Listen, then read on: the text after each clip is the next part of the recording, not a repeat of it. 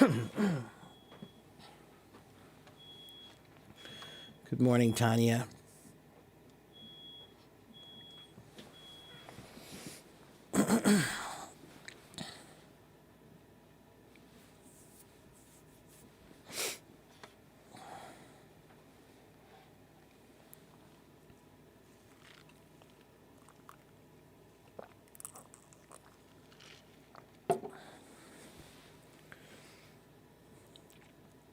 Hello, Flavia. Hello, Asan Khan. Yes, you can talk to me. Just give me just a few more minutes. I want to wait for a few more people to show up. Okay? Hello, Sarah. I'm okay today. How are you?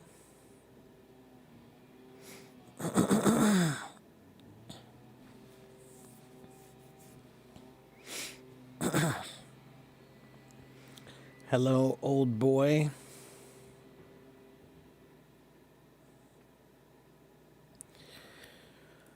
How's everyone doing?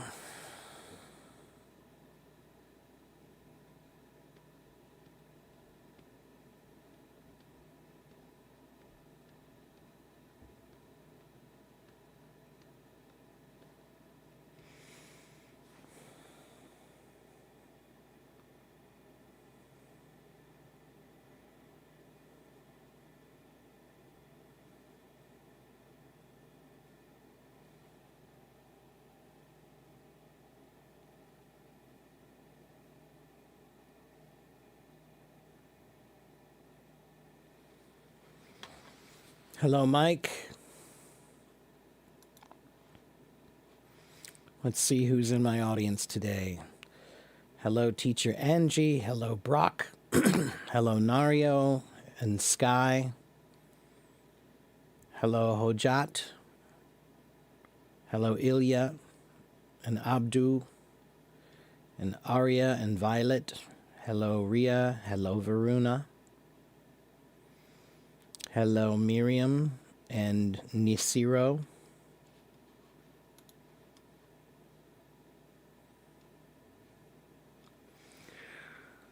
I'm just wearing a jacket. It's not formal. I just have a t-shirt and jeans on, but I'm wearing a jacket.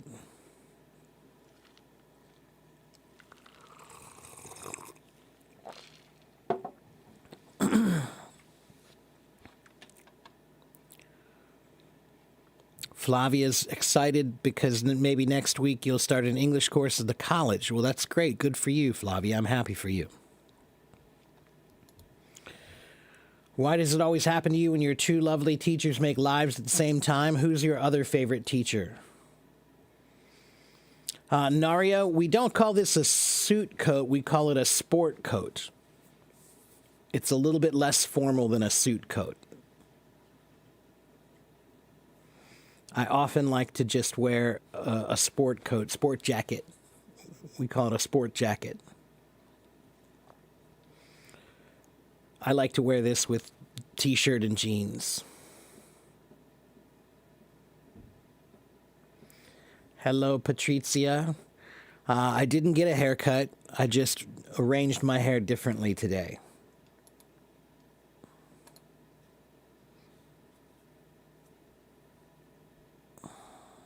Hello, Mehdi. All right, let's see. Asan Khan wanted to talk to me, so let me get him up on stage. Huh? I'll try again.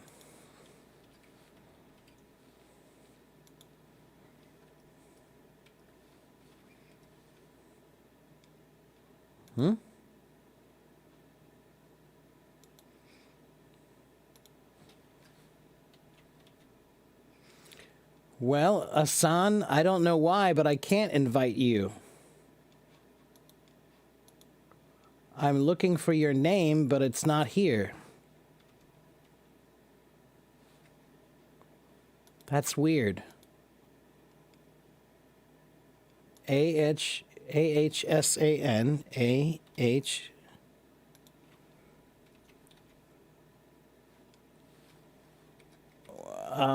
Well, Asan,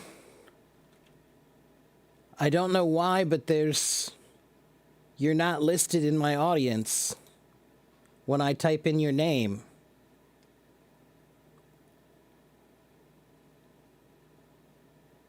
Well, thank you, old boy. You made the right choice. No, I'm just kidding. Todd's great too.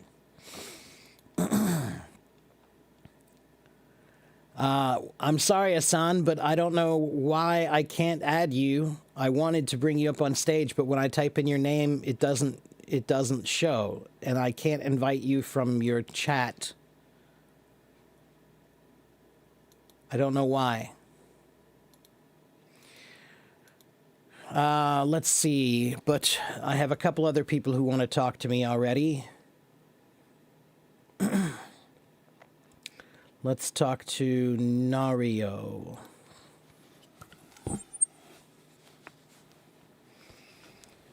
Hello, Nario, or is it Nareo? Nario, we talked before. Oh, yes, I remember you. Like Yeah. How are you, my friend? like the yes, I've been great. How are you? How have you been? I've been doing okay. Life is full of ups and downs. Ups and downs. Yeah. So you do enjoy your life with your drum, with Sure, your most of work, the time. right? Yeah, most of the time, sure. I have difficulties just like any other person, but you take the good with the bad. That's how life comes. Life never comes all good. So, I'm doing Yeah. okay though. Thank you for asking. So it's yeah. So it's important to keep the mindfulness of our you know our life. That's true. That's true. So, did you have anything you want me to help you with today? Any questions for me, or did you just want to chat? Uh, yeah. I do have it's not it's not a question, but I do have something um I want to Okay. talk with you. Today I watched a video, and this video is it teaches me how to boost my joy. Okay. I could And use that. I one sentence I, one sentence I learned from the video is um, uh, be fully present in the focus. Uh, uh, I forgot. That's okay. Yeah, Be we often use fully be fully present. present in the moment is often what we say. Yeah. In the moment. Yeah. And that's actually kind of funny because those are Buddhist concepts. Buddhist concept? Yeah. Oh, To be fully in the moment is a Buddhism kind of a concept, especially Zen Buddhism. That's the primary concept of Zen Buddhism is not to be thinking about the future, not to be thinking about the past, be thinking about the moment right now. And that's why in Japanese oh, culture they have so many different for example, Zen Buddhism, they have flower arranging, where you put flowers into a vase and make an arrangement. And the purpose of that action is like a meditation to help you try to focus on the moment and only the moment. And they have breathing exercises where you just focus on breathing and you're just paying attention to your breathing, and that's all. Breathing in, breathing out. And you try not to let any thoughts about your stress or your future or your past or your problems, you try to push all that out and just focus on the moment. Zen Buddhism is Zen Buddhism. And oh, yeah, what does Zen mean? Zen is just a form of meditative Buddhism. It's a form of Buddhism. I believe that one is mostly from Japan. I mean, it's all over the world, but I believe it originated in Japan, that form of Buddhism. Buddhism itself originated in India. I'm Buddhist, so that's why I know. in India. Oh, I'm Western Buddhist, I I call it. remember. I'm not like Eastern Uh-huh. Buddhist. Oh, It's a yeah. little bit different. Eastern Buddhism has a lot of, you go to the temple and you do a lot of rituals and there are many gods and all this. Western Buddhism is a little bit different. I don't go to a temple or It's more anything. like It's a philosophy. philosophy. That's right. Yeah, that's exactly right. It's just a Hmm. way of thinking. And I found a book when I was 19 years old called Awakening the Buddha Within. Oh, It's a great book, and oh, oh. I really enjoyed it. And when I read it, I was reading the principles of Buddhism, and I just thought, wow, that's already mostly what I thought already. So it was kind of like reading my thoughts on paper. And then the rest of it just made sense to me. I should read it again because I'm not I'm not following the principles very well these days. But yeah. Anyway, well, Curious George, Buddhism is a religion for some people, but it's a philosophy for many people. It just depends on where you come from and how you look at it. But around the world, there are different ways that people practice Buddhism. And for some people, it is a religion, but for many, it's a philosophy. And for most Western Buddhists, I think that it's a philosophy. Well, again, I curious. think I there are don't. many. There's Curious George is saying it's if they know more about it, it's not a religion at all. But again, that's your view, and that's okay. But there are many people are practicing Buddhists, and they have been for their entire lives, and they view it as a religion. So it's okay for you to think of it as a philosophy, but let's not judge the way others think of it. Yeah. So, Yes, but you're right. I think it's just I view it as Buddha was just a really smart guy who figured out a really great way of looking at life and looking at the world. So, yeah, that's the way I look at it. And his ways of thinking have been very helpful for many people to just be able to live a more spiritually present life, I think is probably the way that I would say it. Yeah. Have you ever watched Kung Fu Panda or Panda Kung Fu? I Sure. Kung forgot. Fu Panda. Sure. If memory serves, a character from this cartoon, I forgot who, said, um, yesterday's history tomorrow's a mystery, That's right. and today's The present. today's Right. It's a the gift. That's present, why they call it the and present.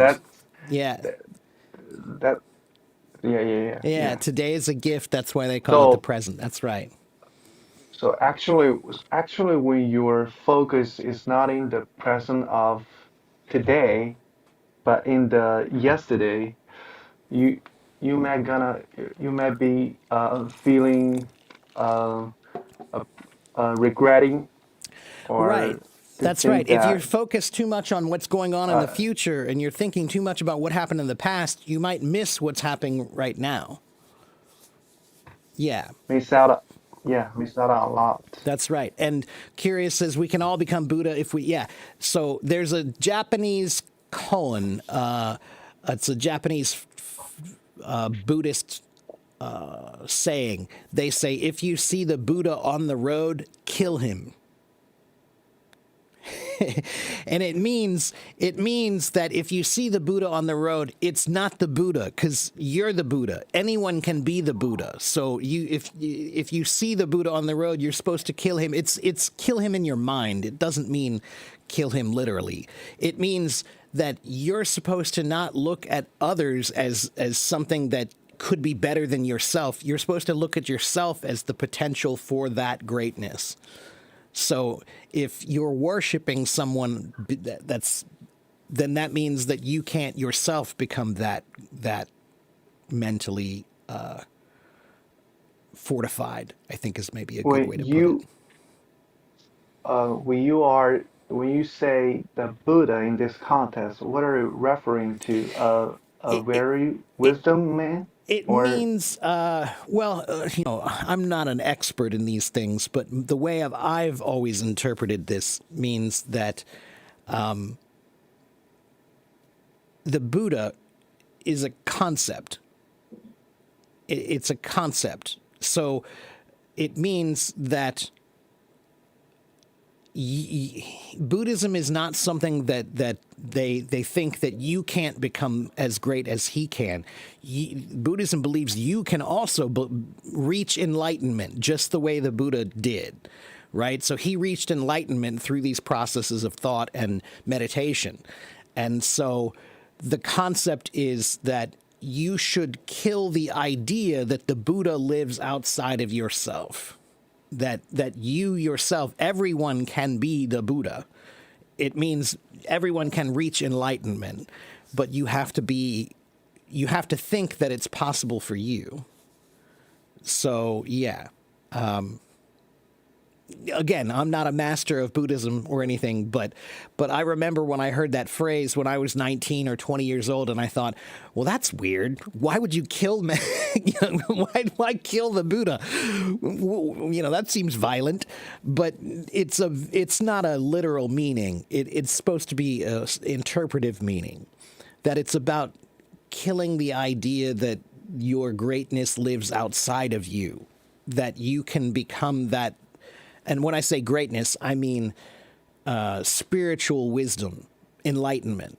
That enlightenment doesn't oh, live outside of you, yeah, it lives inside of you. So you should kill the Buddha, because that means if you're seeing the Buddha outside of you, then you're saying that can't be myself, that can't live within me. I can't reach that level.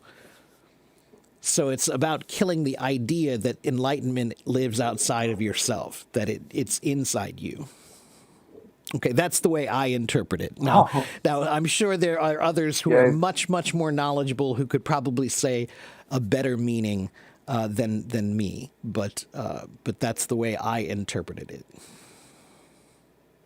it.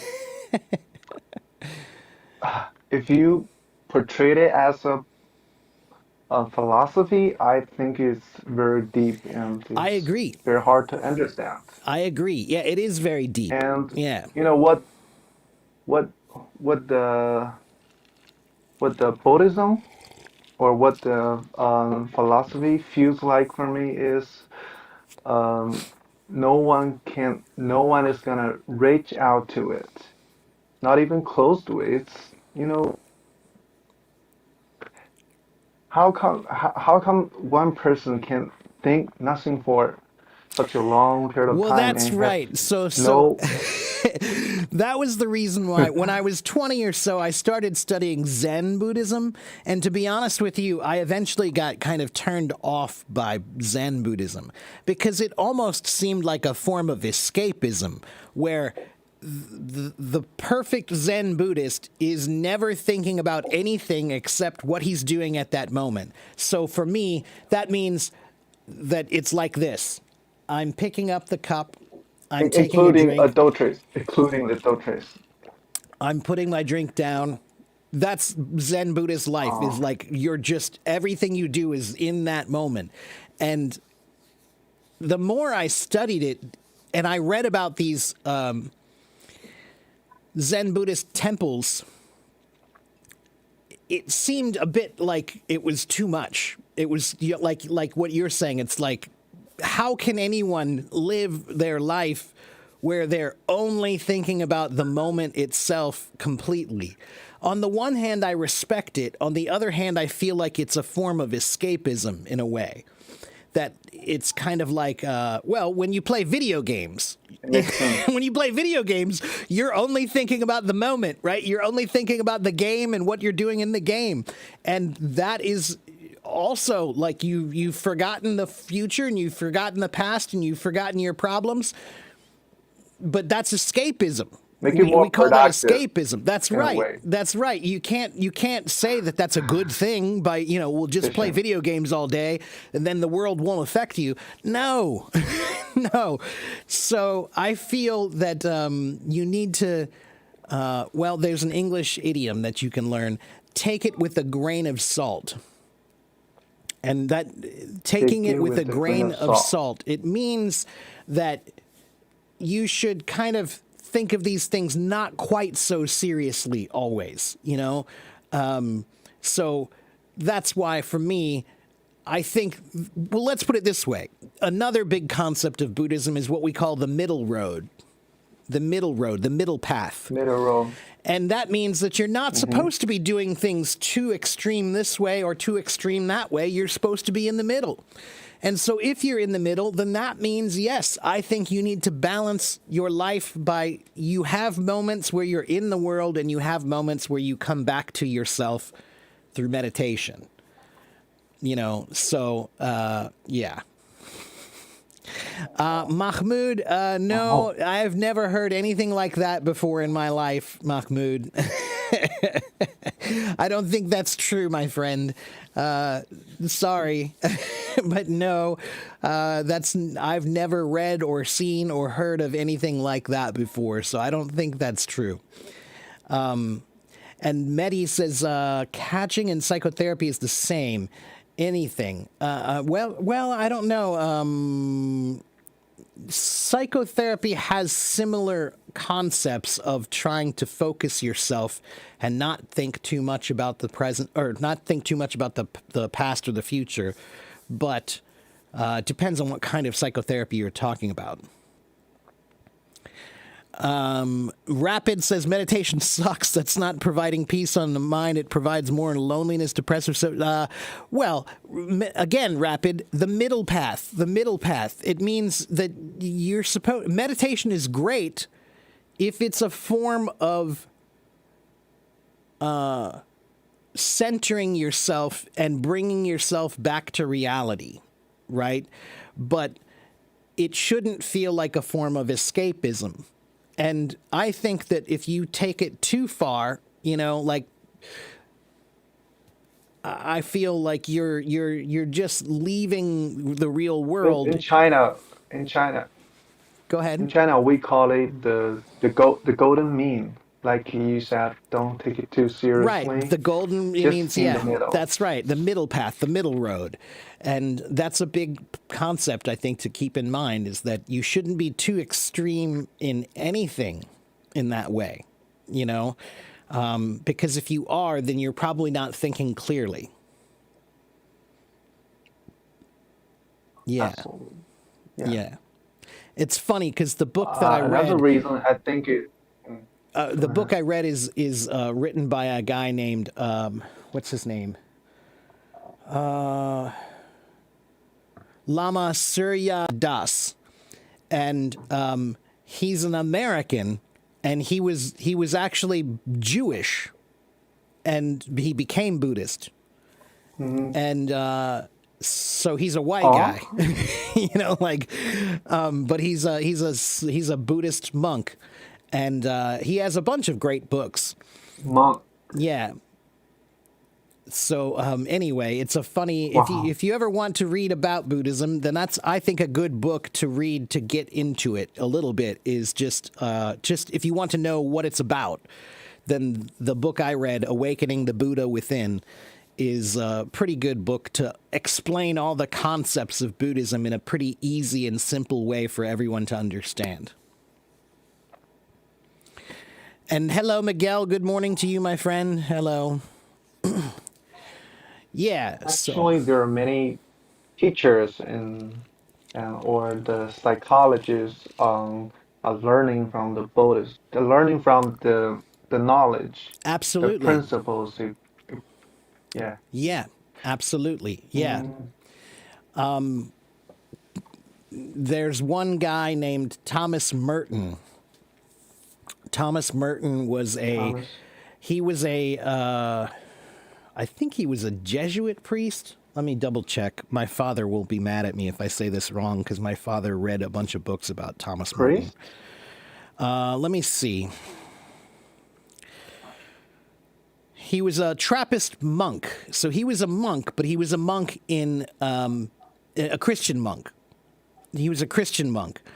But he was one of the first Christians who studied Eastern philosophy and Eastern religions, and he brought many of those ideas to the West.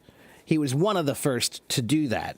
And he's a really interesting guy. He wrote a bunch of interesting books that are kind of, they're Christian books, but they also have a lot of, well, I won't even say they're all Christian, but he was a philosopher. He wrote a lot of books, and he had a great admiration for Eastern philosophies and Eastern religion concepts, like Buddhism.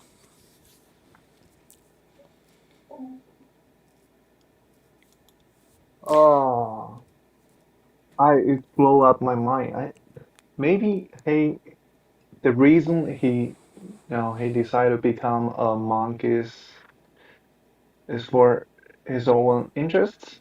It's just to learn the knowledge, something like that. Right. Well, why does anyone become a monk? It's in Christianity. It's a little different. I mean, not entirely. It's the same concept as in Eastern philosophy, that they have priests and they have monks, and monks are people who go off to kind of be by themselves in a group, right? So they're with a group of other people who are similar to them, and they practice their religion or their philosophy constantly, you know, and it's kind of like a very deep form of practice. And yeah, why does anyone do it? It's up to you, you know. I mean, it just depends on how you see the world. At one point in time in my life, I thought I would become a monk. Just because So it's sometimes definitely both. I feel like I don't fit into the world sometimes in a lot of ways. So sometimes that idea of moving off to another place to live with a bunch of people who are like-minded, I liked that idea at some point. So, but I'm not a monk. Yeah. Is it because your hair in the way? Is it because my hair's in the way? Well, I'm getting older, so my hair will probably start falling out soon. Maybe then I can become a monk. I have a brother. One of my brother. He's only about 30 plus, and he's a software engineer, and he's almost both. It's almost And all, hair doesn't yeah. grow anymore. Well, mine is starting to fall out. I'll be 49 coming up here soon, Think too much. and yeah. But the way I look at it is if my hair falls out, it just means that my brain needs more sunlight because it's working too much. Thinking too much. It's just a joke. Absolutely, your brain has like two main jobs. One is to keep you safe. Another is to prove you're right. To Right. achieve the second goal, sometimes you have to thinking, and think. That's right. Yeah, that's right. What do I think is the best philosophy, Western or Eastern? I don't think you can look at philosophy that way, Rapid. That's anti-philosophical to consider like which one is the best. Philosophy is about learning how to think. Philosophy is about understanding thought and meditation and concentration and examination of the world. That's what philosophy is all about.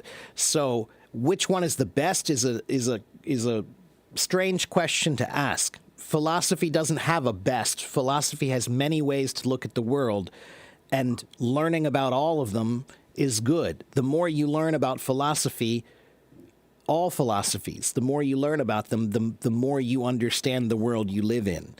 So you can't choose one as the best. That's kind of anti-philosophy. That's anti-philosophical to think, well, this one's the best one. No, there's no best one. They're all good. They're just different ways of thinking about the world, and it's good for you to explore them, to open your mind more. Yeah, you can kind of one principle, one philosophy, no, to explain the world, explain what you're That's right. confronting with. Yeah, and it's Like actually in China, there's. we have an idiom. Go ahead, tell me the In idiom. China, we have an idiom. The idiom is 盲人摸象. I believe I heard of it because you are a master of Chinese, right? I'm not a master of Chinese. No, I haven't heard that one. 盲人摸 What is that one? 盲人摸象, which is More than translated Moshe. into 盲人摸象, which is translated into the blind touch the elephant, literally. Interesting. Means um, if a blind guy touched the elephant, um, if many blind guys to touch the elephant to they may touch different things. One people may say, "Oh, I got a pillar." Another thing may say, "Oh, it's a hole. It's a big hole," and yeah, etc. That's interesting. It implies it implies sometimes you have put um, what you have learned all together to explain the thing. You can't just use one thing, one philosophy, one principle. Yeah, That's interesting. Yeah. sorry. No, no, no. That's good. The way you explain it is good. Yeah. There's another saying that I think is interesting too about religion, not necessarily philosophy, where it says that God goes by many names. And I know we're not supposed to talk about religion, but since we're talking about philosophy, I think this is more philosophy. And it's the saying is that God goes by many names, just like water. Sometimes water, we call it a lake. Sometimes we call it a stream. Sometimes we call it an ocean. Sometimes we call it a river. But it's all water. So whether if you're Buddhist or you're Islamic or you're Jewish or you're Christian, those are all just names of different kinds of water. It's the It's a little same. It's bit the same. it's a little bit for me to talk about It's a little. because I'm a Christian. Yeah, Well, that's it's fine. a You can little be a bit for me to Christian, talk. so it doesn't matter. The point is, Yeah. is that God is God. So whether Yeah. you call him Christian or you call him Islamic or you call him Jewish, there is one. It's just one. So it's just one major concept. But again, it's like we sometimes we call rivers water, and sometimes we call lakes water, and sometimes we call oceans water, but they're all different names for the same thing. They're all different names for the same thing. Tech, tech, Technically, in Christianity, it's Trinity, so it's still a little bit different. Well, I know I was raised Christian. Actually, my uncle was a Catholic priest, and my father was almost a Catholic priest. So I know all about it. But again, even I guess all I'm saying is that I get it. whatever I you know what you think of want it, to convey. whatever you call it, and whatever ways you follow, the ultimate principle is the same. It's the same. So the fact is that we don't know. And if people ask me, what do I believe one simple thing, that it's too big for us to know. It's kind of like trying to explain my phone to my dog or a squirrel. If I showed my phone to a squirrel, he's not going to understand. And that's the way I kind of look at God, is like it's too big to understand. It's just a philosophical concept that's just too big to truly understand, because really we're just like squirrels. We're too small to totally get it. So you can follow any which way that you want. It doesn't matter, as long as you have respect for the concept that it's really far bigger than you know about. That, and I think everybody can agree on that. No matter what book you read, it's probably a lot bigger than that. I think that's safe to say for anyone. So that's why, to me, it's more like a philosophy. It's not a. We're not talking about religion. This is just philosophy. It's just a concept. Yeah.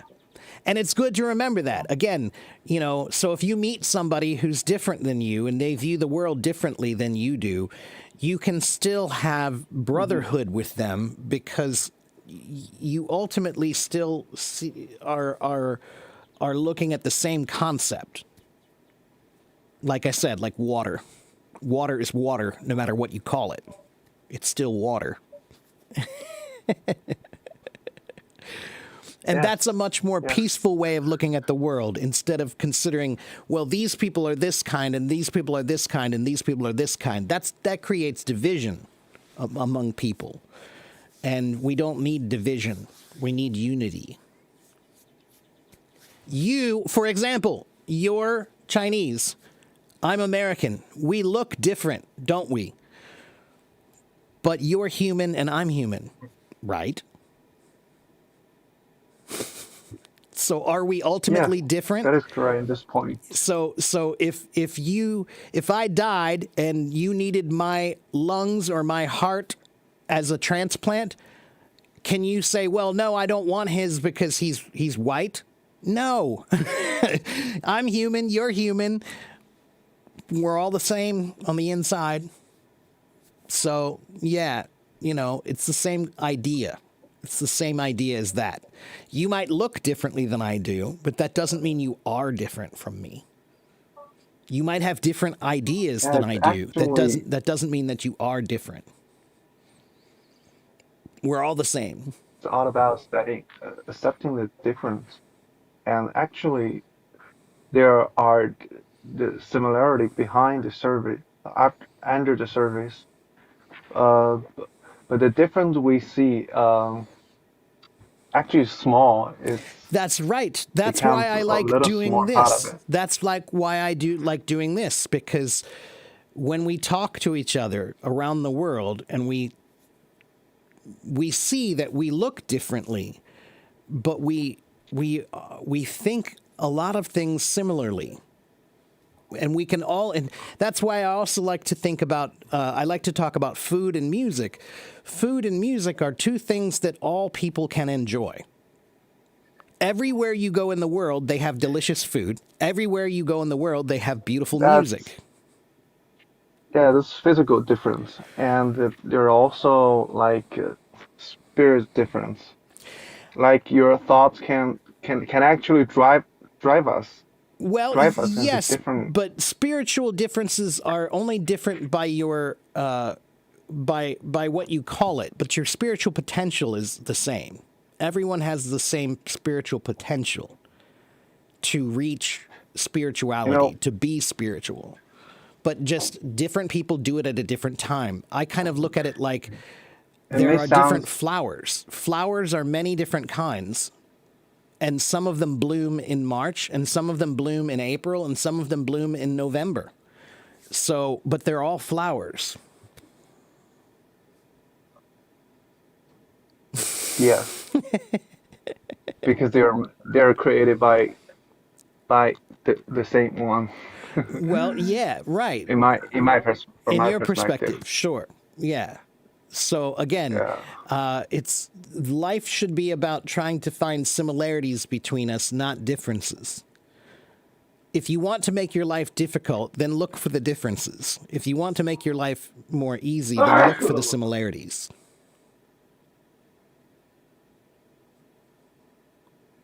Yes, you're right. I agree with you.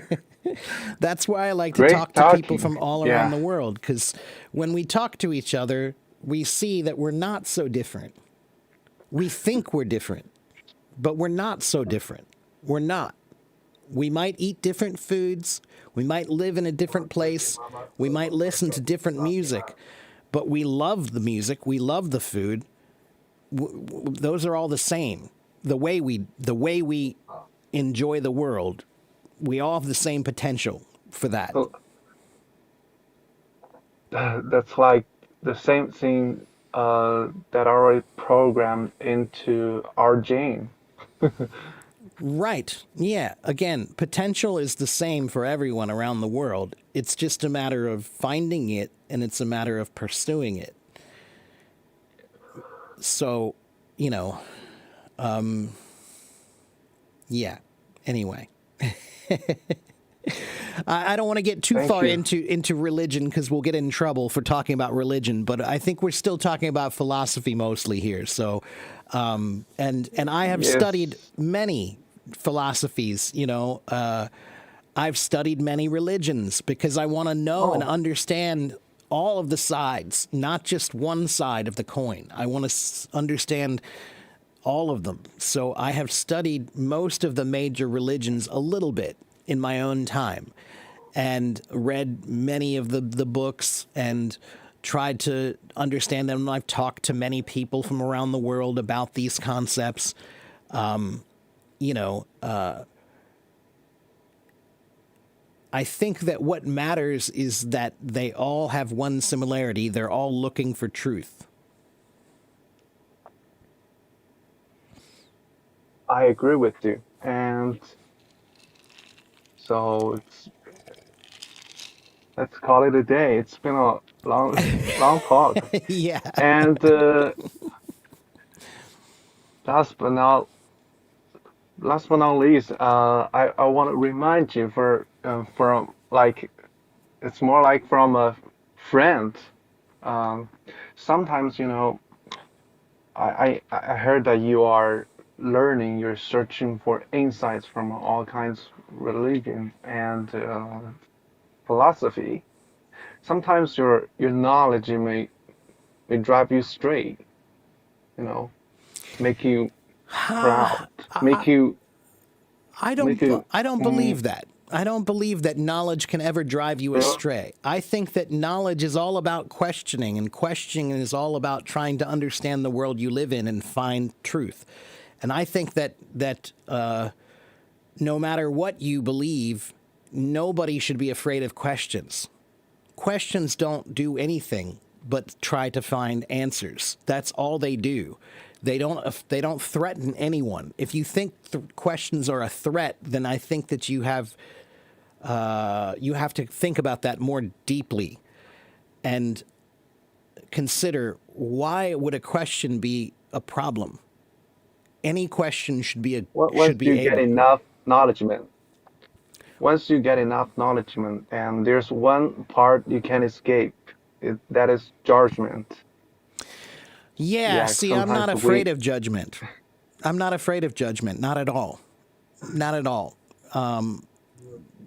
I Because mean, I mean, we once a people have enough knowledge, and he sees the different um than himself, then he may, how to say this. Let me think he's right. He's absolutely right, and he doesn't want to listen to others. Um, uh, Suggestion, advice, remind. sure, but listening to others is not the same as following others. So that's why, like I said, I try to be open to others' ideas and listen to them. For example, any major decision I make in my life, I ask my father what he thinks I should do. But am I going to just do what my father thinks? No. I'm going to listen to his advice and then make my own decisions. So,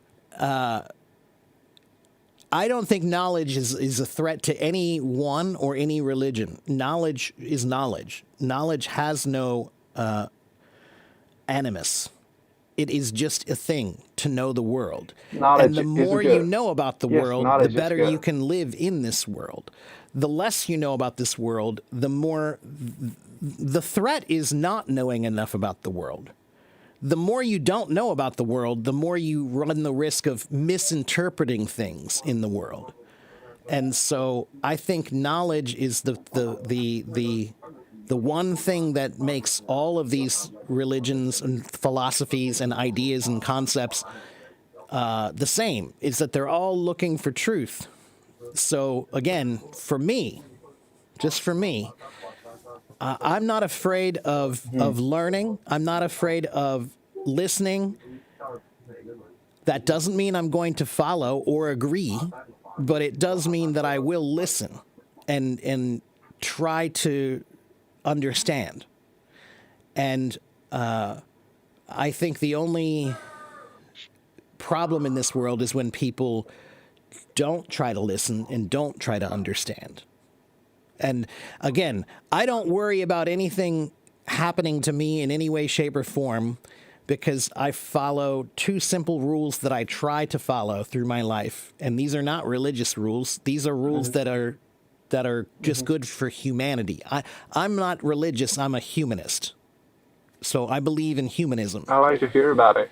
What are the two rules? Humanism just means that you think that humanity is the most important thing to consider, and empathy and compassion. Those are also concepts of Buddhism too, where you're just trying to understand the world better and the people who live in it better, and do the humane things.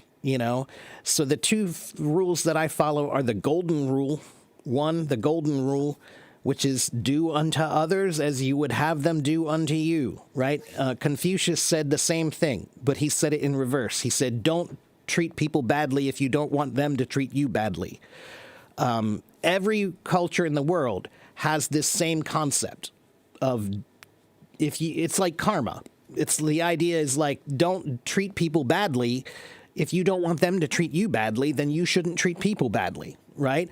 If you want people to be good to you, then you should be good to other people. Right? So that's the rule number one that I follow. That's great. And then rule number two is it's a quote from Shakespeare, from Hamlet. Hamlet, right? Yeah. This above all, to thine own self be true. And it means be true to yourself. It means don't lie to yourself. If you don't lie to yourself, then you won't lie to anyone else. And if you don't lie to yourself, you'll follow your own truth. You'll follow your own passion. And if you're honest about it, then it won't lead you astray. Yeah.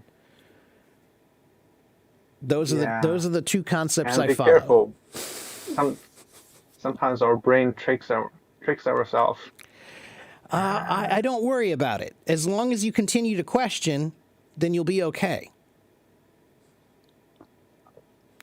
As long as you continue to question and learn, as long as you continue to question and learn, I don't worry about being tricked by your brain. The problem is when you stop questioning, that's when you can get tricked. But questions are always good because they're always looking for truth, and that shouldn't be a threat to anyone. Questions are just questions. They're not a threat. They're just seeking understanding. Yes. That's it. Yes. So, anyway. Thank you, Nario, for your deep thoughts. Thank you very much. We started this day very, very deeply. And we were riding that line about talking about religion. But again, everybody, I'm not talking about religion. We're just talking about philosophy and concepts and ideas and truth. And whatever you believe is what you believe. And that's fine. But the one thing I do believe is that spirituality is a personal journey. It's a personal journey. And that means that that's your business. That's your business. So whatever you believe is fine, because spirituality is a personal journey. All right? All right. Thank you. You're welcome, Nario. You're welcome. Take care, my friend. I'll fine. see you next time. Okay. Wow, so deep. We started the day, so I need some coffee after that conversation. Let's see. Rapid's got a really normal question for me about English. Let's see. What's the difference between a gulf, a bay, and a peninsula?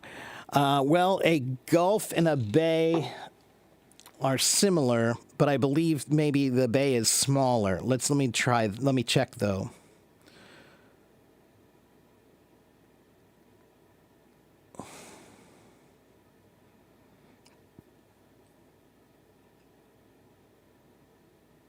So it says that the difference between a gulf and a bay is that gulfs are formed through significant geological events like earthquakes or tectonic activity.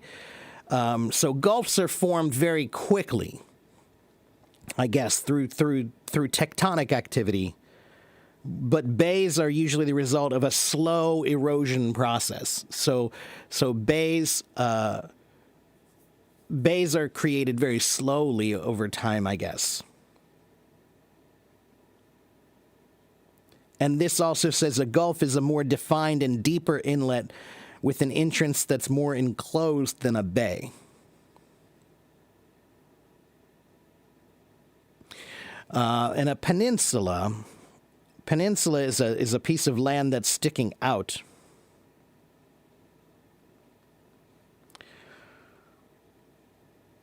So, yeah, when you have a piece of land that's sticking out into the water and it's surrounded by water, that's a peninsula. Okay? Unto means just to. It means basically to.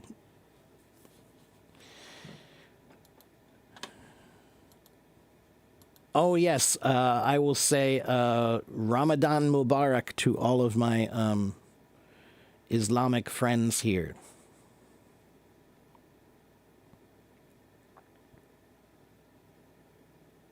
Lulu said it hurts my brain.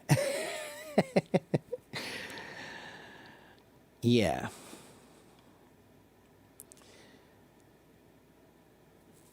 Which one is more interesting for me? You mean which religion? They're all interesting. But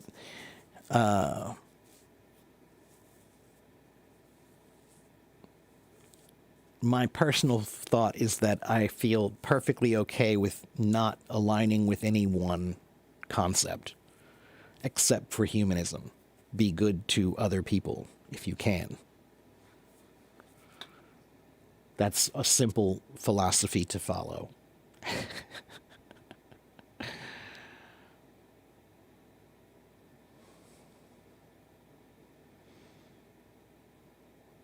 Hello, Sidra. How did you do on your exams?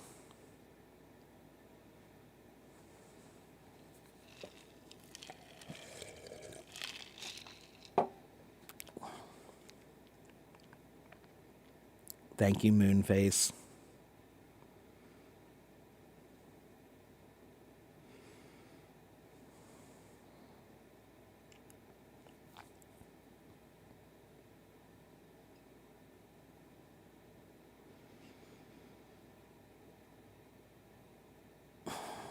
All right, let's try to do something a little bit less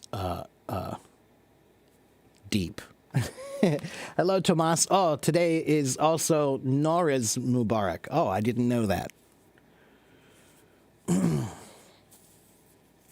golden rule. That's right, the golden rule. Do unto others as you would have them do unto you. Baleen, I think I want to try to move away from the concept of religion and philosophy now. Let's try to talk about something maybe a little bit less deep than that. We got pretty deep in there, but let's try to keep it more. Remember, I'm just a drummer, everybody. What do I know? I don't know anything. That's another good concept to consider, that whatever you know, you don't know anything. You know, when you climb a mountain, you only get to see how much more of the world you don't know about. So the more you know, the less you know. Yeah, let's get back to something that I know more about. Learning languages.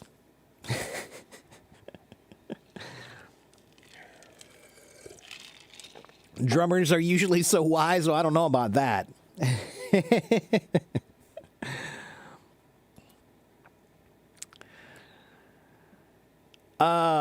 Okay, well, who has another question for me about something normal and not so deep? My brain hurts too. Ooh, well, okay, that's a musical question, I'll say. So how can we connect to music spiritually? Well, I don't think you need to try. I think that music is its own form of spirituality. music is one of my, that's if I had to say what my religion is, I might say it's music. So I would say that when you listen to music, depending on the music you listen to, not all music is like this, I don't think. It depends on the music is about expression of feelings and emotions. And so when you listen to music, you're listening to, it's a form of art, right? So when you see a great painting, paintings are supposed to make you feel things, make you think things, make you consider things. And you're not really supposed to try to think of, well, what did the artist think? No, you're not. You're supposed to think, how does it make me feel? It doesn't matter what the artist thought. It doesn't matter what they thought. It matters what you feel, right? So sometimes people listen to a song and they think, I wonder what this means. It means whatever you want it to mean. That's the way art works. It's interpretive personally. Art is a personal interpretation. So whatever music you listen to, the message you take from it is whatever you find. That's the way I see it. Taiga, yeah, I don't know. I don't think it will be. I don't think it will be banned. No, I doubt it. I think that it'll probably get to the Supreme Court, and the Supreme Court will say, based on First Amendment rules, it can't be banned. I do think there's a very good possibility that the company will have to sell to an outside company.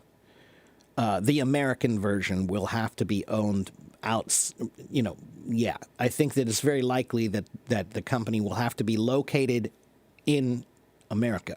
I think that's possible, but I don't think it's going to be banned. Can I understand Smooth Criminal without lyrics? No, I can't. And I don't have a favorite band, Alex. Choosing a favorite band or a favorite song is like choosing a favorite food. I don't have one. They're all delicious. They're all wonderful. Okay, let me see if I can find somebody else to talk to who wants to talk to me about normal things. Let's talk to Ali. And then Oren Beck, I'll get to you next, okay?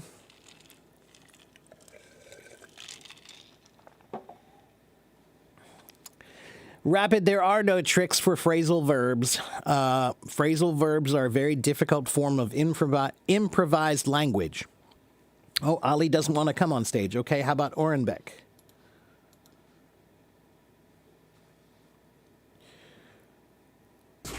Hello, Oren Beck. Good to see you again, my friend. How are you? I'm doing great after you asked. What about you? I'm doing okay.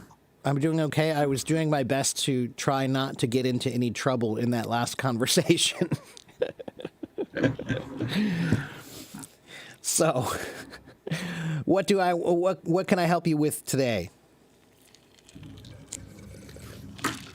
Question, do you mean? Yeah, do you have a question for me or something you want me to help you with, or did you have a topic you want to talk about? Yeah, I have 2 questions, and I'm going to ask. Okay. To be ready. Go for it. I wrote those. Oh, you wrote questions. Oh, I don't see. Where did you write them? In the comments? No, on my note. Oh, okay. Go ahead and ask me.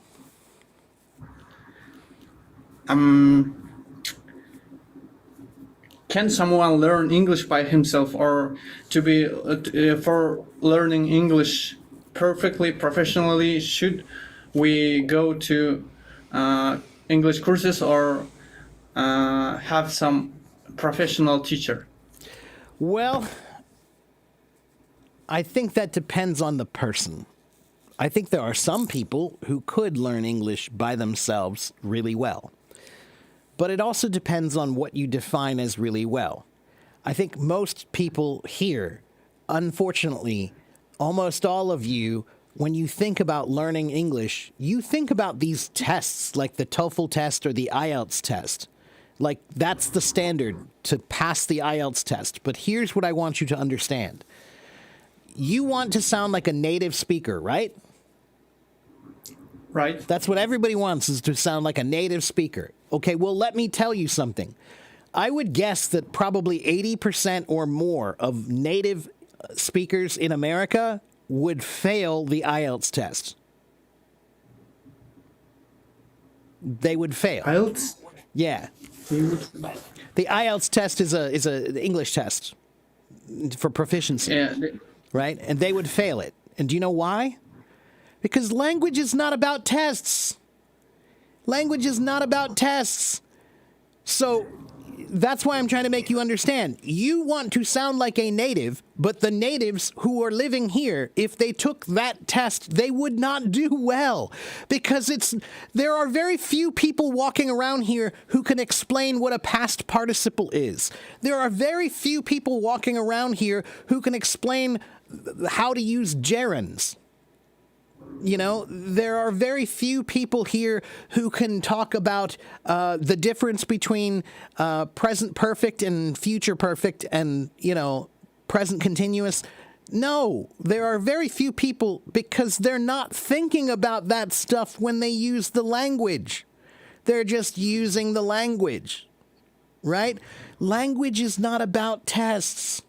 It's one of the things I hate about teaching English, to be honest with you. I don't like that your goal is to pass a test. Your goal should be communicating and expressing your ideas. That's your goal. Your goal should not be about understanding the difference between past participles and, you know, all that. No, that's a stupid way to look at the language. Language is about communication and expression, not about grammar. For example, I also make this concept. It works also in music, right? In music, there are many musicians who can use what we call music theory. Music theory means talking about the music. So I can listen to a song and I can tell you, oh, well, that's an F major chord and that's a G minor chord and that's he's playing a Lydian scale. Those are concepts of musical theory, right? But some of the greatest musicians in the world don't know anything about music theory. And you don't need to know anything about music theory to make music on a piano. You can go to a piano and play some notes and hear it with your ears and make music. So the problem is that when you focus on those tests, the tests make you think that English or language is about grammar. No. Grammar is talking about language, but it is not language. So that's the reason why there are many people, especially in China, for example, there are many people who they passed the test. They can pass the IELTS test. They can pass the TOEFL test, but they can't use their English very well because they're missing the point. They're trying to pass the test and understand the answers about grammar. They're not trying to understand how to use the language. That's why I tell people that if you want to think about language a better way, think about it the way we think about music. Musicians are always trying to be more musical. Musical means make it sound good to your ears. So, musicians are not focused on theory. Musicians are focused on sound. Don't focus on theory in language either. Focus on the sound. Does it sound good? Do you sound good? Now, can grammar sometimes help you to sound better? It can, but don't lose your focus and think that language is about grammar. It's not. It's not. Language is about language. I don't know that much about Chinese language. I don't, but I can speak Chinese. And it's not perfect. My Chinese is pretty terrible, to be honest with you. Lots of people hear my Chinese and they think, wow, his Chinese is weird. And it is, because I'm self-taught. So I taught myself the language. But even though my Chinese is weird, they understand me most of the time. They understand me. So it might not be perfect. It might not be the way a native speaker would say it, but they know what I'm trying to express. Okay? That's all I care about. I've never taken a Chinese proficiency test, and I probably never will. I would probably fail a Chinese proficiency test too. But many people hear my Chinese and say, wow, his Chinese is really good. That's all I care about, is that I can express myself. So, Okay. yeah. You think that in order to learn English professionally, I need some English native speaker, right? Well, again, it depends on what your goals are. For example, Taiga is talking about, I know that for many of you, why are you so focused on the tests? You're focused on the tests because you need to be. Either you want to immigrate to America or another country and that you need to pass that test to do that, or you want a better job and you need a high score in English to get that better job. I understand that, but I just want you to understand that that's a goal and you can have that goal. But don't lose sight of the concept that language is about expressing yourself and being able to communicate with other people. It's not about getting the right answers on the test. And that's why I'm trying to say that if you gave that test to most Americans, I think that most of them would probably not do well. Maybe if you gave it to high school kids or college kids majoring in English, they've learned that just fresh. It's new in their mind, so they'll remember all the rules. But if you've been out of school for 10 years, do you remember any of that stuff? No. No. And that's why if you talk to most native speakers, if you ask them these questions, if you just get some native speaker on the street and you say, can you explain gerunds to me and how to use a gerund properly? They'll say, I have no idea. But they use them, and they use them all the time. And they use them properly most of the time. But they're not thinking about the rules, right? And this is the same concept in music. In music, here's what we do. Here are the rules, okay? Yes, we learn them. We study them, and then we do this. Learn the rules and then forget them and just speak and just use the language. That's what it's supposed to be. Again, I understand that you guys have to take the test sometimes, but I fundamentally disagree with that concept. And I wish I could change it. I wish I could tell the people who are in charge of these tests, you are not helping people to learn language. You are helping people to get a high score on a test. That's it. All right. Yeah. I got you.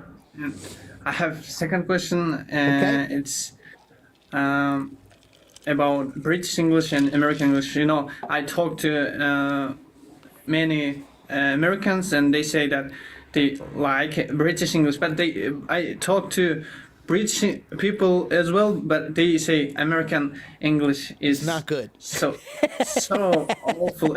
Yeah. And Well, yeah, this is a very funny thing. I'm glad you brought this up because it's something I make fun of all the time. You're right.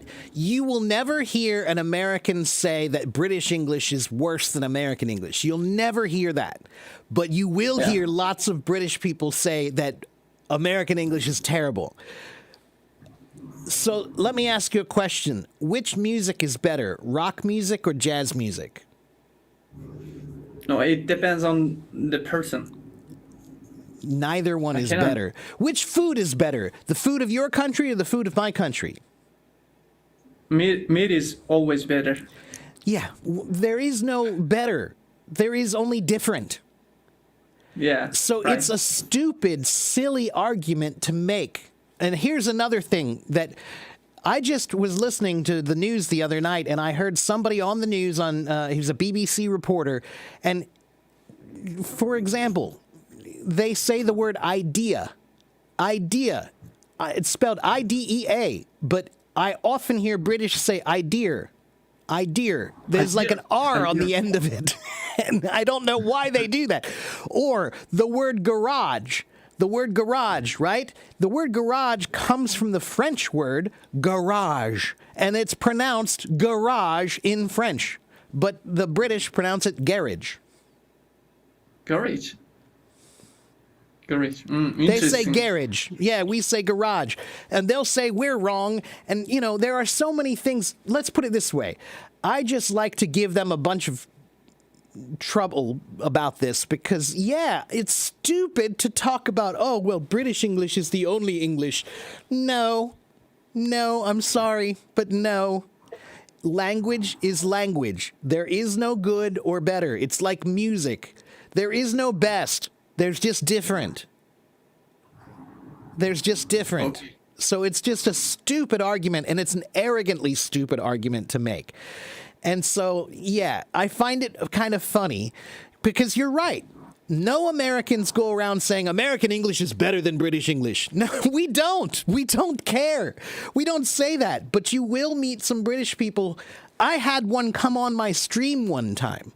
I had a British person come on my stream, and she said immediately, the first thing she said was, "Oh, no, not this accent." It's like, what's your problem? What is your problem? As a matter of fact, accents don't matter at all. Accents mean nothing. It doesn't mean anything at all. And I had an argument, or not an argument, I had a wonderful discussion with a guy named Robbie, who's British. He agrees with me. He thinks it's stupid that British people sometimes say that the British accent is the best one and the American accent is terrible. And he says what you should do is you should ask them which British accent is the right one, because there are many British accents. Yeah, definitely. There are many British accents, so which one is the correct one, right? And I like to give them trouble over words like garage and also the word schedule. Schedule. In America, we say schedule. In Britain, they often, some of them, not all of them, but they say schedule because it's spelled SCH, right? But if you look at the etymology of the word, where does it come from? It comes from Greek, the word skedis, which is SK. SK. It's a ska sound. It shouldn't have been sh ever, but they do it that way. Now, do I care? No, I don't care. I'm only making these points just to give them trouble because they often do give us trouble about our accent. It's ridiculous. It's stupid, arrogant, and ridiculous. And also, English language is considered a Germanic language because the Anglo-Saxons, who were the main two tribes, the Anglos and the Saxons, come from an area originally that is what we call a Germanic area. So if you look at the language, 60% of the words are from Latin and Greek, 30% are from French.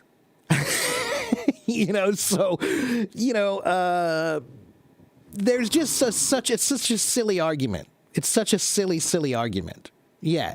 And there is nothing wrong. And as a matter of fact, it's not just two accents. By the way, the Australian accent, also different. The New Zealand accent, also different. The South African accent, also different. They speak English, but it's different. The Indian accent, different, but still English. So accents don't matter.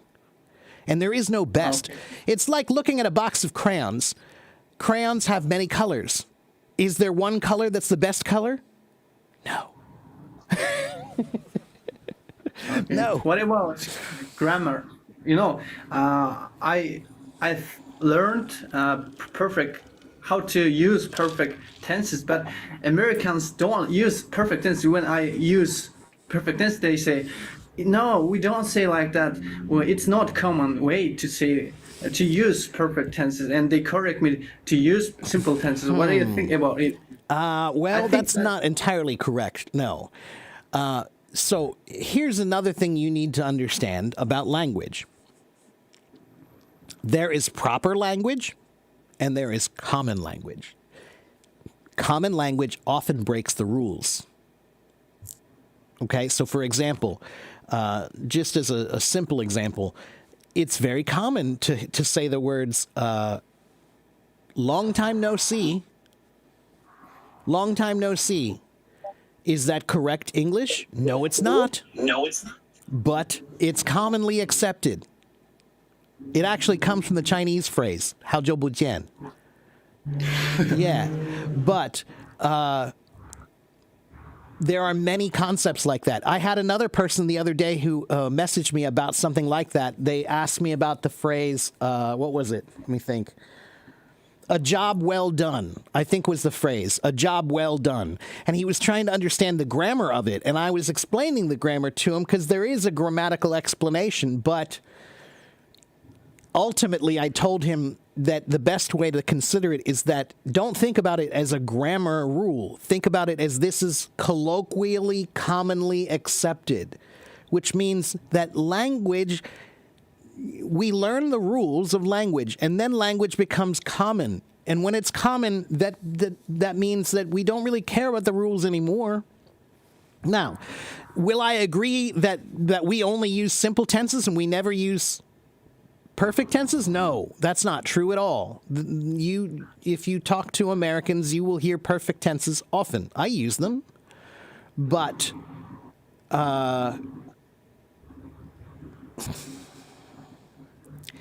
it very well could be. It could be that the person you're talking to doesn't really remember about how perfect tenses work. And they're telling you this mostly because they don't remember how to explain them.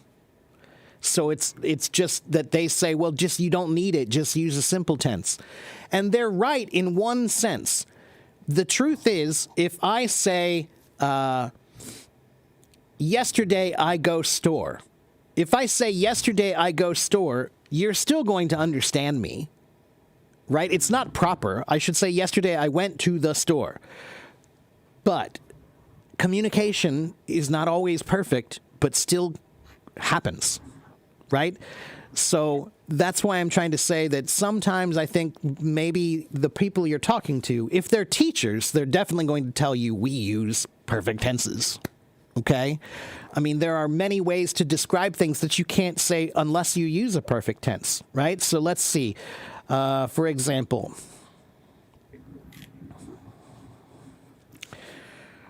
all right.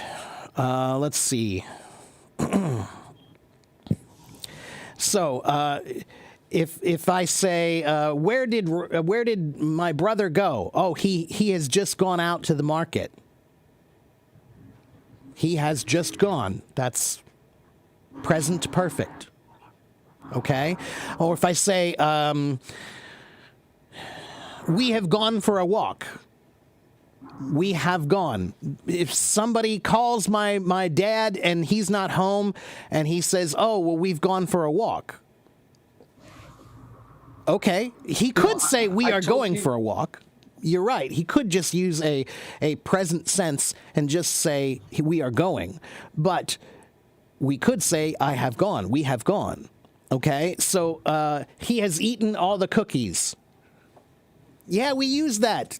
We use that. I don't know who told you that we don't use perfect tenses, but that's not correct. We do use them. Absolutely.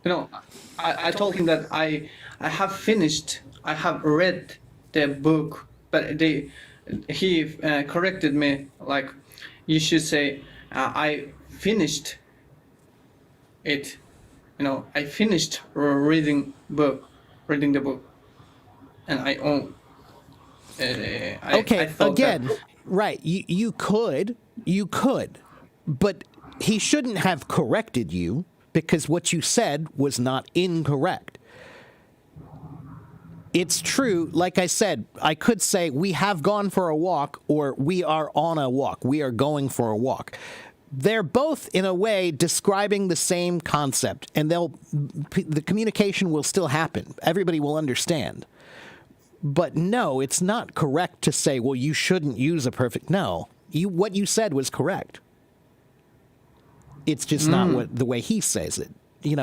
So just keep that in mind, everybody. If you're learning from a native learner, or native speaker, just because you're a native doesn't mean you're a teacher. Okay? Natives, again, they're not thinking about the rules. They've forgotten the rules. Okay? And common language is different than proper language. And I do think you should learn the proper way to speak before you learn the common way to speak. Okay? Okay. And All that's also why people often tell me, well, I watched TV and I heard them say it like this on TV. That's right, because TV has nothing to do with good grammar. There are no English teachers in Hollywood standing there telling the actors, you can't speak like that. That's not proper English. No, it's TV. It's not meant to teach you anything. It's just entertainment.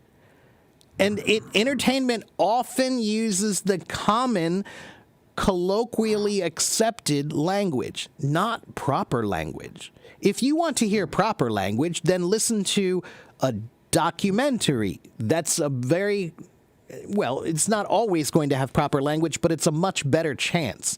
If you watch a documentary series or a movie, there's a higher chance that they're going to use proper English and not common English.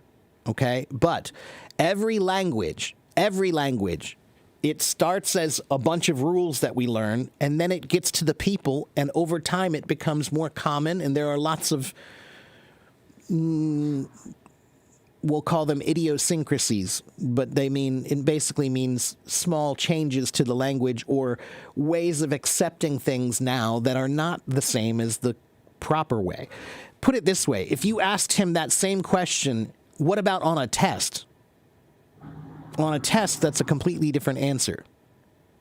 If you're taking an English test, then yes, you need to use present perfect. You can't just say, well, I'm not going to use any perfect tenses on my grammar test. Well, good luck on that test, because you're not going to do well. You need to use them sometimes. I use them. I know many people who use them. So I'm not sure who told you that, but they're wrong. Yeah, all right. Let me move to another question. Okay. I read English books to improve my vocabulary, passive vocabulary. But when I tell about it to native speakers, they say, "Oh, it's really old book, and we don't speak like that." And for example, I read this book, and they say, "Oh, we don't use." Wait, I couldn't see it. What is it? The Man Who Laughs, Victor Hugo. Okay, right? Yeah. And they say, we don't use these words. And should I read modern books to improve my vocabulary? There is some truth to that. Okay, so for example, the book Tom Sawyer, that's a very famous book by Mark Twain. And it's a great book. It's considered classic American literature. But it has language that's just like I told you. It's not proper language. It's common language. And it's common language from 100 years ago. So it has changed a lot since then. Language changes over time, right?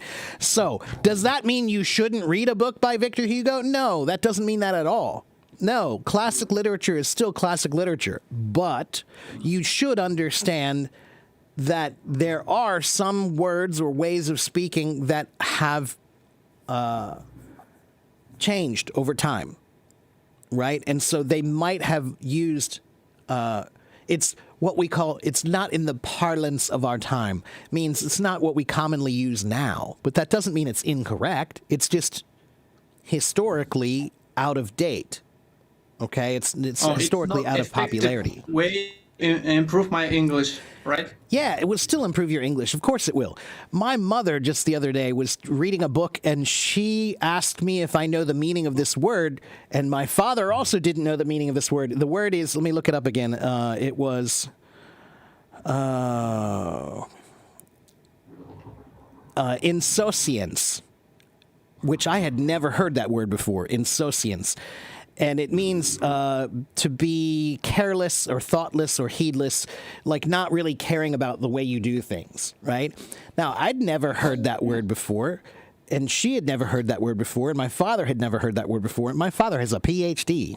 He's a psychologist. He knows a lot of words, but he had never heard that word before either. And do I think it's interesting? Sure. And my mother said, well, yeah, that's great. Look, I'm learning new words still, you know? But will I use that word? No. I'm never going to use that word because I know that if my parents both don't know it, then this is a word that most people don't know. Now, the book she's reading about, though, is about, it's about World War II, I think, and about how this woman, she was a spy, but she was pretending to be kind of silly and stupid, and so they kept using this word over and over again. Okay, that's good for your language. I know that word now, but am I going to use it? No. So sometimes you have to think about that.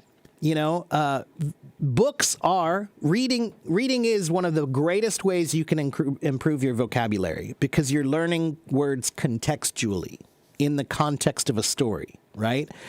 And there are some books that might be better than other books. There's another book that is very popular in China, Gone with the Wind.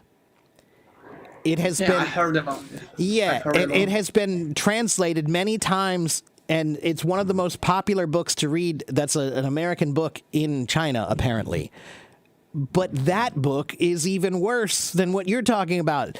There's all kinds of language in that book that is so old and out of date that we never talk like that anymore. Ah, Yeah. interesting. So it's historically good. It's good, but as a matter of fact, that's why I tell people don't read that book in Chinese because there's no way they translated it correctly. There's no way they translated it correctly because the language is so old. I'm sure they translated it wrong. Excuse me. So, yeah, I think I wouldn't worry too much about what you're talking about. Victor Hugo's great. That's good literature. Okay? I often recommend the book The Count of Monte Cristo. That's a very old book, but it has great vocabulary in it. It's not too difficult. Okay. Yeah. It's a good And good thing to think about. That yes, there are some books that might be more useful to your vocabulary in a modern sense. But that doesn't mean you shouldn't read Victor Hugo. No. That book is good. That's a good book. It's good literature. Okay? Okay. And sometimes it appears to me that English speakers invent some words when they lack some words. What do you think about it? We do, as a matter of fact. Yeah, as a matter of fact, the letters ISH, when you put that on the end of a word, you can turn almost any word into a new word, right? So a friend of mine recently used the word rabbitish, and she was basically trying to say like a rabbit. So ish means in that way or like something. So you can put ish on the end of anything. Sometimes we don't even put that in. We'll just say ish, right? So if somebody says, was the movie good or bad? I might say, ish. And it just means like kind of like, not really, or somebody might say, was it wonderful? And you might say, ish means kind of. So Yeah, speak Mark-ish means like me. Speak like me, right? So you can do that. We do that. This is where phrasal verbs come from. Phrasal verbs are improvised language where someone one day decided to put these two words together to mean something new. That's where all those words come from. And that's why they're so difficult to learn, because there is no rule. There are no rules. They're improvised language that was created for a specific moment. So you can't put any rules on them. Learning them is kind of like learning idioms. You just have to learn them a little bit at a time to understand how to use them. Yeah, ish. It's a common thing we do. And there are times, I'm sure there are other examples of how we create words. Let me see if I can find any interesting other examples.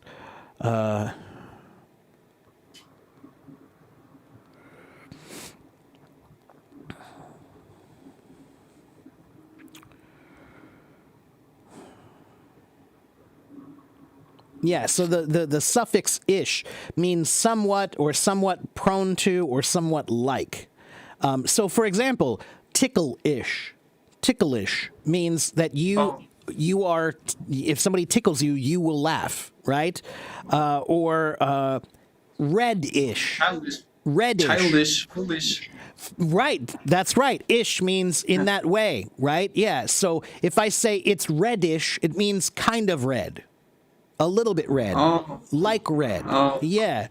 And like I said, there are many words that are real words, like foolish, right? But there's some that are just kind of created words where we just add ish to something to give you the meaning. You know, we'll just add it to something. It's like something, right?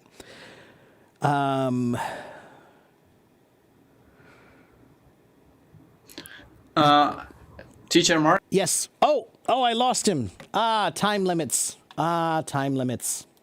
Darn those time limits. I'm sorry, Oren Beck. I hope you get to go to my YouTube channel, which is right here, by the way, everyone. Yeah, those pesky time limits. But that was a good conversation, too. He always has good questions, Oren Beck. Okay, let me check to see if I missed any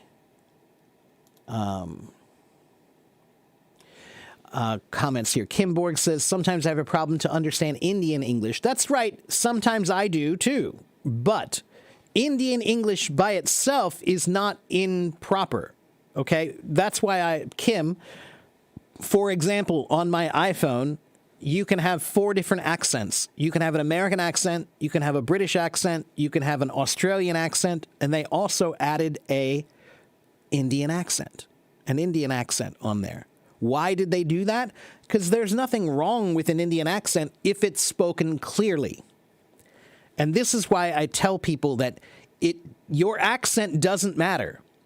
English can be spoken perfectly well with any accent from anywhere in the world.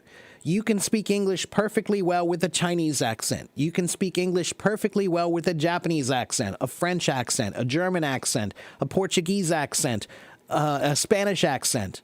You can speak English perfectly well with any accent if it is clear. If your accent is not understandable, then that is a problem. But you can speak English perfectly well and perfectly clearly with any accent. You don't have to sound like me. Okay? That's another problem I have with those tests.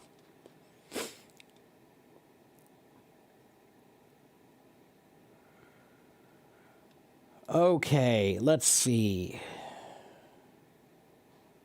Scarlett says, when someone chats with me on Hello Talk, I usually send their messages too slowly. Well, that's okay. Just take your time, Scarlett. Everybody's in too much of a rush anyway. Slow down. It's all right. Take your time. Be careful with your words. The world would be a better place if we were more careful with our words. Oren Beck. Thank you for coming back to YouTube. And yes, I'm sorry we got cut off, but yes, you had a bunch of great questions, and thank you for coming on my stage. And yeah, thanks for the conversation, man. Your English is always so good. I'm always impressed by your English. And yeah, the person who told you that you shouldn't read Victor Hugo probably was embarrassed that they haven't read Victor Hugo. So you keep reading whatever you want to read, man. Okay? There's some truth to it, but that doesn't mean it doesn't have value. Okay?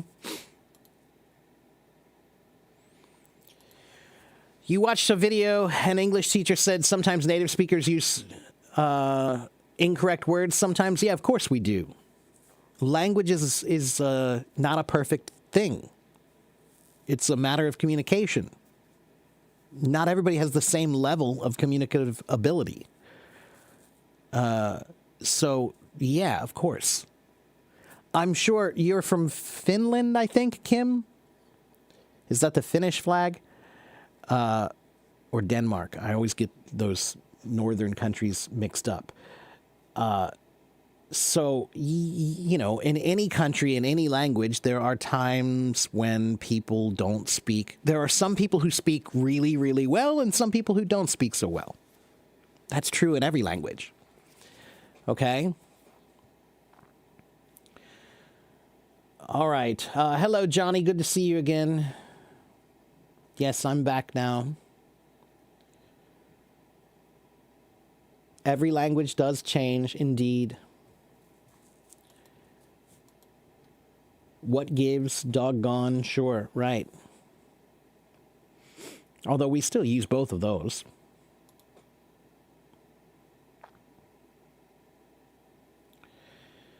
Hello, Carolina.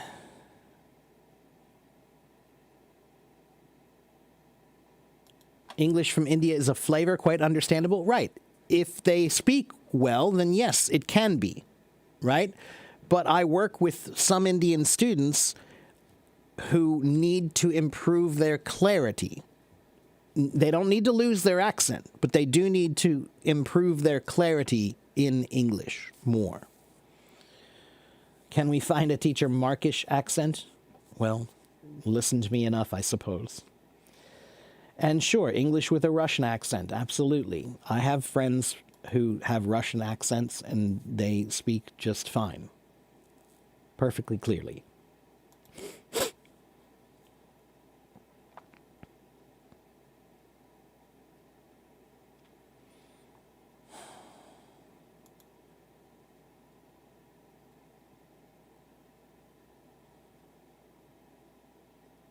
Ah, Denmark.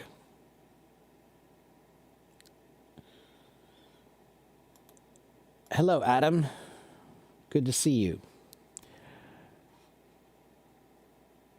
Stress on words, is that related to accent or are they different? Well, stress on words depends on the word. Every word has a different stress.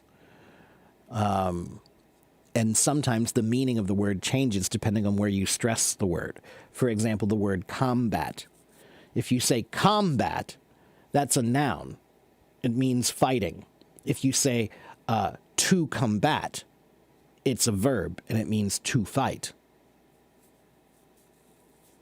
But the combat, so when you say certain words, if you put the stress on the first word or first syllable, it means it's a noun. If you put the stress on the second syllable, it changes to a verb. Not all words, but many. Okay.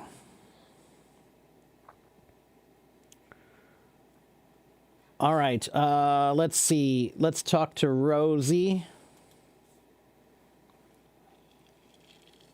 Oh, Rosie doesn't want to come up. Okay, how about... I'm going to just call you MC because I'm not going to say that.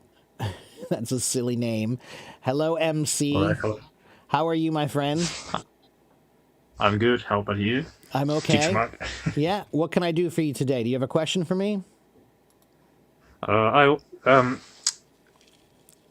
it be good if I would just ask you about some Chinese language on American? So Okay, sure.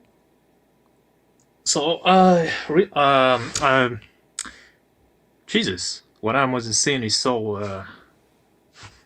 I'm so nervous. Relax. It's my first time, so You're fine, man. Relax. Calm down. yeah. Yeah. So I was watching this scene. Jesus. Take Let me your focus. time, man. Take your time. Just let That's me- all right. You're watching what? Yeah, sure. So I was watching a scene where you and the other person you were hanging out, and I was listening about your story.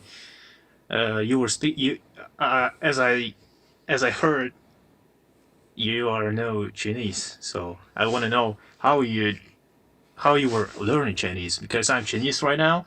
I was sent by my relatives, even if didn't want to be in China, but I have to fly to China, and right now I have to learn this language. did And I learn want it? to. Yeah, how do you learn it? Well, it took a long time, Well, exactly. but I will say that when people ask me what's the best way to learn a language, the best way to learn anything, but since we're talking about language, I'll say the best way to learn a language is every possible way that you can. So I had books and videos and apps and podcasts and live streams and friends and family, and I had everything I could get my hands on to try to help me learn. And I wanted to create a system of learning where I was focused on every aspect of the language: writing, reading, listening, speaking, pronunciation, grammar, vocabulary. You have to think about every aspect and then think, how am I going to study that thing? How am I going to learn that thing? So I had one app that really helped me with grammar and vocabulary. And I used to practice my writing on, just like the Chinese kids do with I printed out the papers with the graph on it, and I wrote and I followed the same system that they did.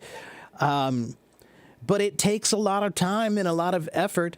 I will tell you this: the most important thing that you can do is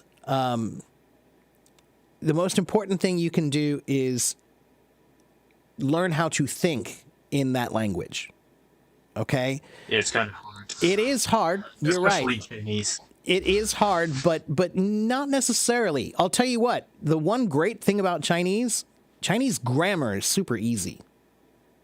Compared to other grammars, Chinese grammar is super easy. So that's why it's not that hard if you just think of simple things in the beginning. Just think of simple things. Okay? So start with simple things like, how do you feel? What do you like, not like? What do you want? What do you need? Things like that. All right? Yeah, fair enough. It's kind of looks easy. Yeah, but it will certainly be harder because Sure. It is. It has his own characters. So, yeah, listen, it's going to be hard, but life is hard. That's true. By the way, how long have you been learning Chinese? Does it takes a lot of years? I mean, I started more than 10 years ago. 10 years. Jesus. Yeah, I started that long ago. But here's what you need to think about. Learning a language is a lifelong thing. It is a lifelong thing. It's just like learning music. Well, yeah. Learning music, when you learn an instrument, you're never finished. You're never finished learning the guitar. You're never finished learning the drums. You're never finished learning the piano. You will always continue to try to get better. That is the same way language is. That's why I hate the word fluent. The word fluent creates an illusion that you can learn this much and then you're done. No. Just forget about the word fluent and just learn and just keep trying to improve. And stop trying to judge yourself based on a standard. Just try to work on expressing yourself better and trying to understand how other people express themselves better. All right. Right, yeah, that's right. Actually, a good point. Well, I'm learning English too, and it's kind of, yeah, you're right. It's kind of like an instrument. It wasn't in priority to learn English. It was my first it was my mission. I was just learning it by my interests. So yeah, that's how I'm speaking right now. But Chinese is that is the other. It depends on what your goals what- are. You know, if you're trying to pass a Chinese proficiency test, then that's one thing. That is hard, and it's going to take a lot of really focused work. But if you're just trying to learn how to speak in Chinese and understand people when they speak to you, that's actually not that bad. I thought German was harder. No, I don't think so. I wouldn't say that. Well, I German is learned hard. German for 3 years, and it was, to me, learning German was much harder than learning Chinese. Oh. I don't know German nearly. Right. I don't know German very well at all. So, but Chinese, because the grammar is so easy. Once you learn a bunch of vocabulary and you learn how to pronounce the tones, then you can speak. And to be honest with you, the tones are not as important as everyone says they are, for two reasons. Kind of. Because, for one, let me give you an example. All Chinese songs, they don't use any tones when they sing, but everybody understands them because context is what matters. Context is what matters. So when I speak Chinese, sometimes my tones are not right, but usually if I can speak it in context, it doesn't matter if my tones are right. They'll still know what I mean. All right.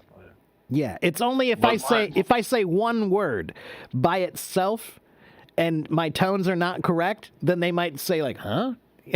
but I have a Chinese student he's 8 years old, and I teach him, and sometimes I have to use Chinese. But I tell him, I've told him that I taught myself Chinese, so sometimes my Chinese is a little bit weird, but he understands me. He understands me, and sometimes I'll say the word and he'll correct me with the proper pronunciation, and I'll say, "Oh, thank you. That's what I meant." Yeah. But he understands what I'm talking about. So I don't worry see. too much about that. The tones are important, but they're not as difficult as you think, because let's put it this way. It's kind of like learning how to drive in reverse in the car, right? When you're a kid and you're learning how to drive, you think, well, I'll go very slowly because slow must be better. But when you're going in reverse and you go slowly and you turn the wheel just a little bit, it makes a big correction, right? But when you learn, oh, but if I go just a little bit faster, it goes back nice and straight and easy, right? The same thing is true with language. Sometimes when you slow down too much, you have to be more perfect and more correct. But if you speed up a little bit, you don't have to be so correct, and it's perfect and straight. So that's why when I first learned Chinese, I would say 很高兴认识你, but I would say it really slowly, which means nice to meet you in Chinese, right? And if I didn't say it perfectly with the right tones, then people would be like, "What?" But then as soon as I learned to just say it fast, and they'll be like, "Oh yeah, well yeah, 很高兴认识你." Like they'll say the same thing, like, "Oh, okay, no problem." So sometimes you shouldn't speak it so slowly, because if you do, you have to be ultra correct. But if you speak it just a little bit more quickly, the tones go by too quickly for anyone to pay attention. So you could just say it fast and they could understand you. Well, that's right. That's what I'm saying. If you just say it fast, they go, "Oh yeah, I know what he means." But if you speak it slowly, then yeah, you have to be much more correct. Yeah. Fair enough. Yeah.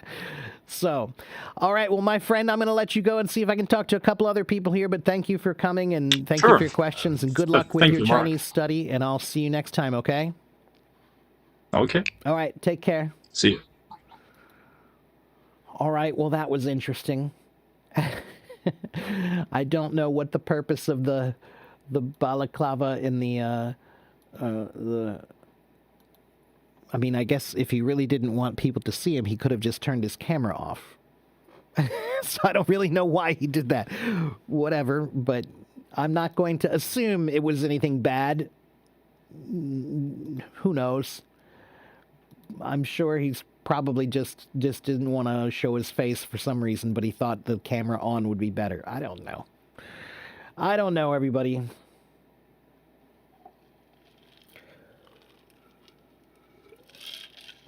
Yeah, maybe he's Spider-Man. Who knows?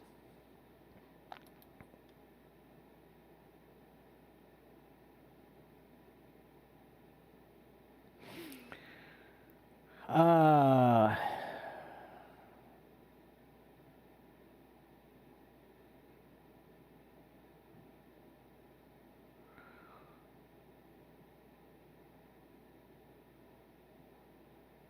okay, let's not have any arguments in my chat. Let's not have any arguments here. Be nice.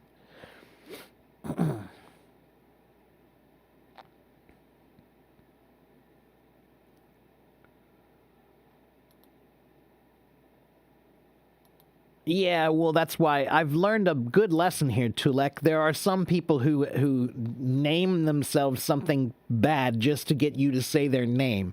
So now there are times when I actually won't say their name. I'll just use their abbreviation or their first two letters or something like that. So I just called him MC, right? So anyway, yeah, I've learned how to avoid that troll, or trolling, I should say. Let's see. What's the meaning of keep it real? Keep it real means be real. Keep it real is a way to say goodbye sometimes. And it's just like a philosophical way to say goodbye. Like, hey, keep it real, everybody. It means just be here, be real, pay attention to the real world. Don't live in a fantasy world. It's just a simple, silly way to say goodbye. Yeah, it just means be real. Be yourself. Okay, hello, Gunter. How are you, my friend? Good to see you again. Hope you're doing well. Can I explain the word outmaneuver? Sure, a maneuver. It's a French word that means to move. Let me check the etymology on that one. Hold on.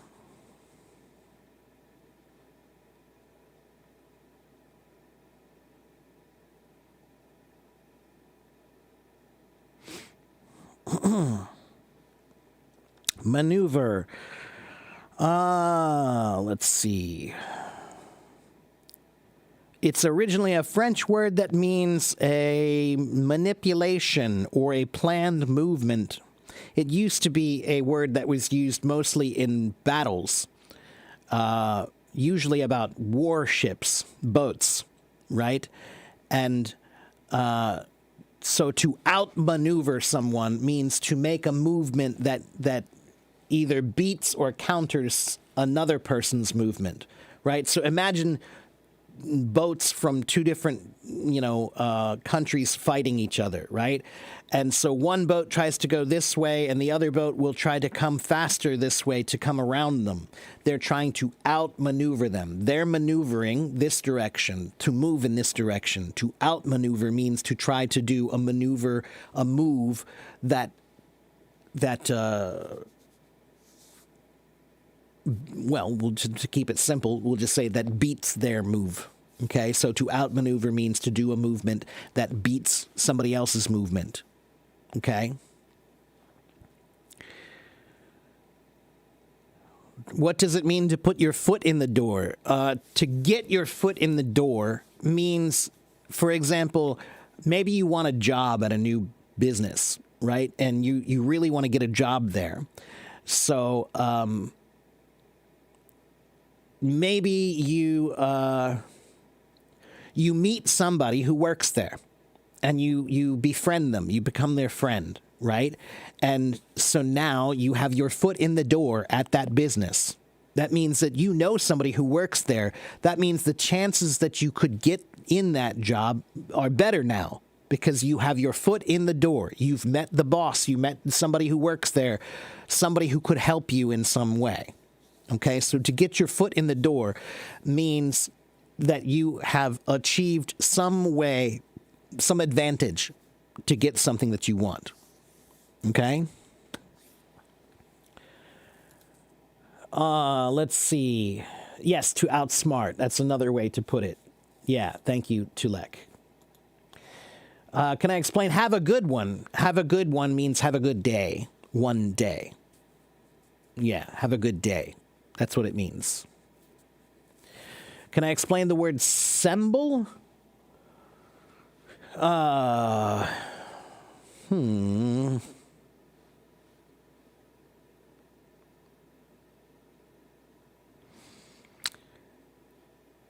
you sure that's the right way to spell it, Jane?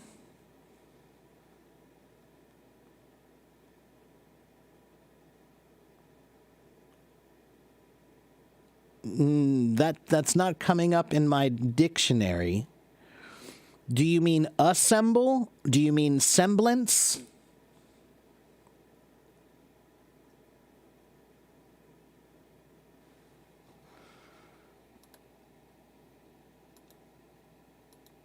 I think that she's maybe just not spelling the word correctly. Jane, check the word and see if that's the correct way to spell it, because that's not a word in English. So there's a word assemble. To assemble means to build something or to come together. There's the word semblance, which means basically like the appearance of something. The appearance of something on the outside is the semblance of something. Okay? Or, yeah, to look like something.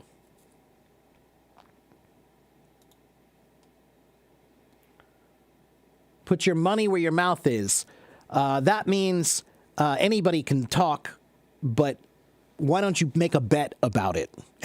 Put your money where your mouth is means, well, you know, I bet that this person's going to blah, blah, blah. Okay, put your money where your mouth is. That means put your money down on the table to bet that that really happens. So it's basically like saying talk is cheap. Talk is cheap means anybody can talk, but why don't you put some money on it? That might cost you something if you lose, right?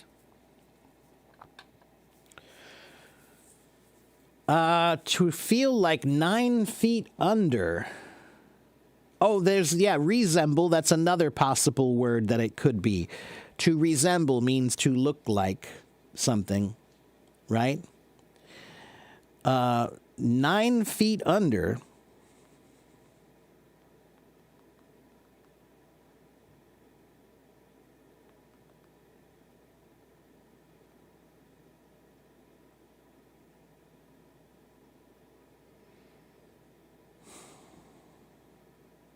I think that's a British term. I think it's 9 feet underground, but I don't know.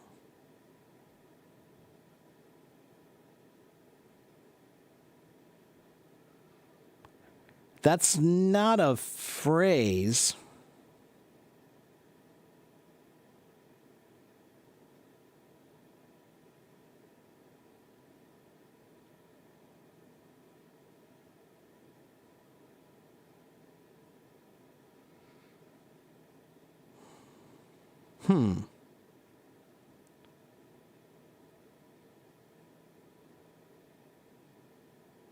It looks like it's the name of a record, but I don't think it's an actual.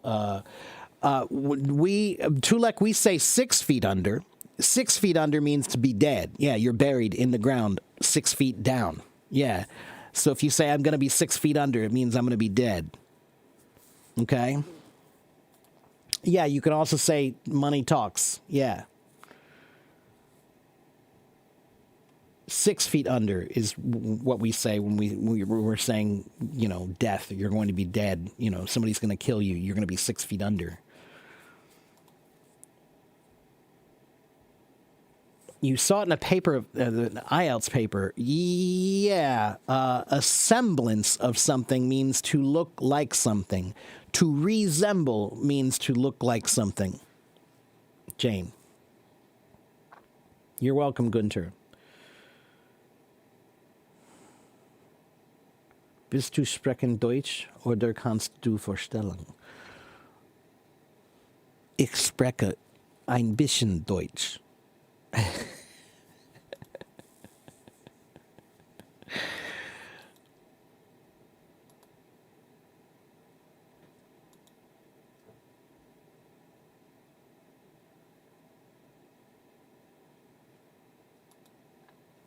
Okay, any other questions or anybody else who wants to come talk to me? What time is it? 11:30. I still have a little bit of time. Raise your hand if you want to come on my stage. I have time to talk to at least one more person. Anyone?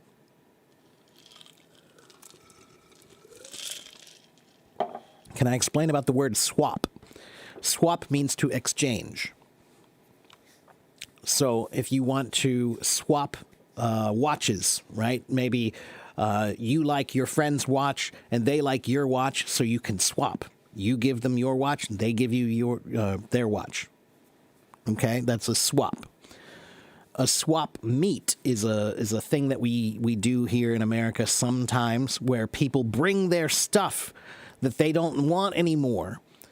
And everybody brings their stuff, and maybe they say, oh, well, you have this thing that I want, and I have this thing that you want. I'll give you this if you give me that. That's swapping. Okay? Would I consider coming to Turkey for a vacation? Sure. I would love to go to Turkey sometime. Yeah, Gunter, I took a break for about a week. I needed a break.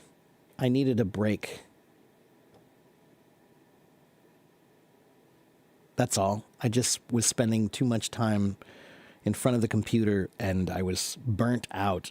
I still am a little bit burnt out, to be honest. But that happens. Such is life. C'est la vie.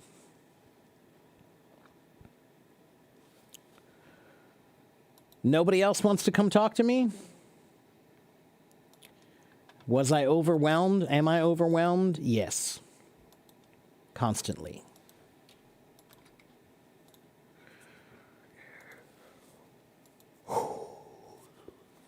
What about a voice room today? I think I can do that before I go to band practice. Sure. Yeah, I think I have time for that today, Gunter.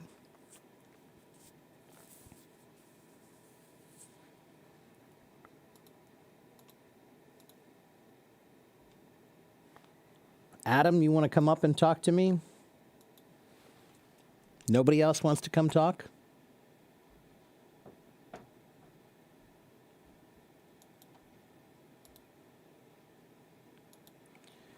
Hello, Adam. Long time no see. Yeah, How are you, long my time no friend? see too. I'm good. Thanks for asking. How about you? I'm hanging in there, doing the best I can. There are people in this world who have much bigger problems than I do. Yeah, we have to be as strong as we can. That's right. Yeah.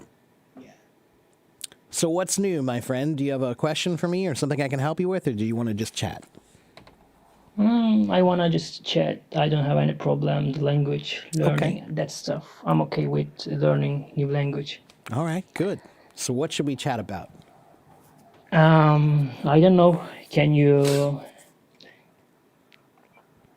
do that for me? I'm Sure. not good at today. Okay, so I want to go to Turkey because I want to go to Istanbul and I want to go to see where they make these things. Yeah. And I know there are many places there that do that, but are the Turkish people aware of how important they are to symbol making in the world? Do you know? Do Turkish people know that it's like one of the number one countries in the world to make symbols? Actually, I don't consider that stuff.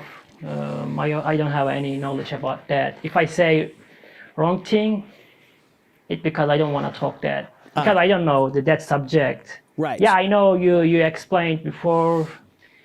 It's really great quality.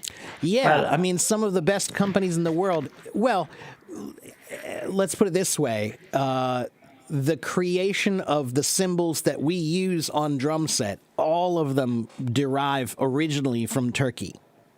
So there are many other places in the world that make cymbals now. You can find cymbals in Germany, and you can find cymbals in China, and you can find cymbals in, almost every country, America too. But the original makers and the best ones are still considered to be the Turkish ones. yeah, probably we have a really good handmade Yeah. workers in Turkey. Yeah, that's why I always wanted to go there. So tell me, what city should I visit that's not commonly known? Commonly know.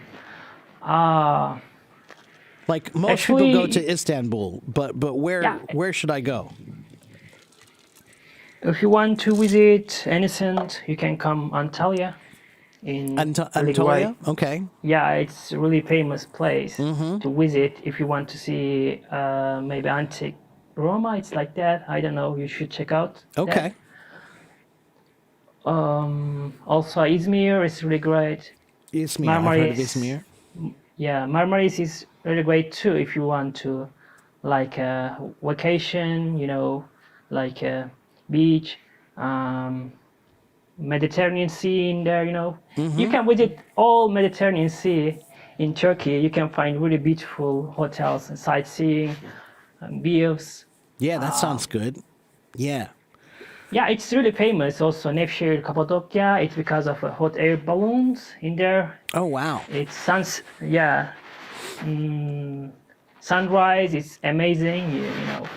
In there you can take a picture of. I also would like to visit in Turkey, but first I have to make money. I have to earn money, then I can visit some place in. Well, yeah. that's the same thing true for me. I would like to come to Turkey, but first I need to make some money. Actually, you don't need a lot of money if you find a cheap price boarding pass. Turkish is not expensive, but it's this inflation and the economic problem. Yeah, it's really hard to if you have a lower class or middle class. It's hard life in here. Yeah, that's exactly what I say. Yeah, it's kind of true here too. If you're lower class or middle class, then it's really expensive. Everything's getting much harder for us here. I won't compare it to there, but I'll just say the same concept is happening here, that a lot of people who are on the lower end of the financial spectrum, life is getting harder. Everything is becoming much, much more expensive, and not by just a little bit, sometimes by, 200%, 300%, there are some things that are just stupidly expensive now, that didn't used to be that way. Yeah. Inflation is always, this is why I just don't believe in economics. Economics is a big scam. It's a big scam where the rich people make a ton of money. But if you ask them, well, what's the long-term plan? Like, how is this going to continue? If we keep doing this, then what about 100 years from now? What are the economics going to look like? They can't tell you. They can't tell you. So that's why I just, economics. It's always, to me, it's always a rigged game. Yeah, we don't need to care about economy or politics. We have to be strong. If you don't want to fight this life, you will not, or you will never successful in this life. That's true. That's true. If you are lower class or middle class, doesn't matter. You should do your best. Of you course. have to do, actually, not should. You don't have have to a, do you your don't best. have a choice. That's right. I do that. If I know German language is hard, but I like to learn German. It's because probably if I learn German, maybe I can find job. Right. Yeah. Right. Well, Chinese language is hard, but I learned it. So, some things are hard. So what? just make your plans. Even your path is not not that easy, but you can. Only you can believe yourself. Anybody doesn't want to help you, or anybody cannot carry you. Just make your own path. Just walk it, and I agree. don't look at your back. Just look at your front of, and doesn't care the past, doesn't care the future. Just care the now. Yeah, I believe, and I really believe that thing in my life. I always build own paths. Well, Maybe I'm glad to hear I- that you're feeling more positive about things, Adam. No, just yeah, maybe just even I can say something, but I don't wanna talk about something about that. Just before is before, now is now. That's right. That's right. You know, I don't take life as serious. Just I wanna live until I die. Ooh, those are some Yeah. deep words, actually. I want to live until I die. That's actually kind of deep. Yeah, just my philosophy like that. I like to keep a journal. I like to talk about my own feelings. Well, Adam, again, your English is much better than you think it is. Your English is quite good. It just like I couldn't care less the language. You said before when I was trying to sleep. We have to be learn communication skills. When I was start to learn English, I only care about the communication, not the grammar. I never think about it. IELTS or other TOEFL in English exams. Just Right. I know if I will pass IELTS, maybe I will get a good job or I will do my dreams. But I don't want to make really huge dreams. Just I want to make small goals or Well, small and like I said, plans. I think it's better to think about language more like music. Make music with your language. Just the purpose of music is not to pass a test. The purpose of music is to express yourself and communicate with people about how you feel. Yeah, one quote says, "Knowledge isn't a free. You have to be pay attention. If you don't pay attention to learn, you cannot learn." That's right. This is the case, yeah. Yeah. And you shouldn't care less if you have a main obstacle in front of you. You can walk to around or you can change the path, but just don't change your finish or your goal. Yeah. I agree, Adam. I agree, my friend. Do you have any question for me? I really want to answer the question. It's because I always ask the question the people when I help their English as much as I can, and I like that. I'm a teacher, but I cannot do my job because it's not enough opportunity in my country. I understand. I talk to many people around the world like you. My case is like that: help someone, care someone. But I don't wait to in the future they help me now. Just help. That's it. That's right. Good for you. Yeah. Adam, tell me more about some of the Turkish music you like, because you always want me to play some great Turkish music, but I don't know enough of it. That's you have to deep diving. It's because a lot of Turkish music, and I really like Turkish music. I don't have any suggestion about the other cultures' music. Also, they are so good. But my case, I like Turkish music, and I feel Turkish music. I can listen, English music or German music. These days I listen German music 1 or 2 times to improve my German. Yeah, my best German music. What's that? I only catch the one sentence. Du bist ein Geschenk. You are my gift, or like Oh, that. I like that. Yeah, Du bist ein Geschenk. yeah. Du bist ein Geschenk. Yeah, I like the Geschenk. I learned that sentence in there when I listen to this music. Yeah, Well, I always sometimes love it. music is a good way to learn language. Sometimes. Yeah. Just I know it's not enough to if I learn German, I have to pay attention a lot, but sometimes I really extremely tired. I try to my best. Even sometimes I take a break. Even maybe I'm not tired, but my body doesn't want to do that.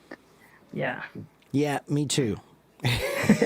maybe I'm too lazy, and I yeah. Well,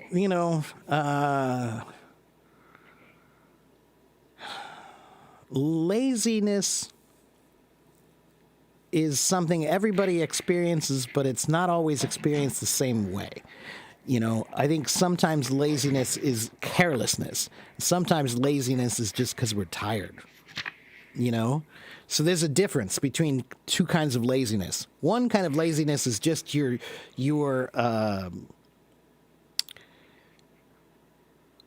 just, well, it's kind of a form of immaturity, to be honest with you.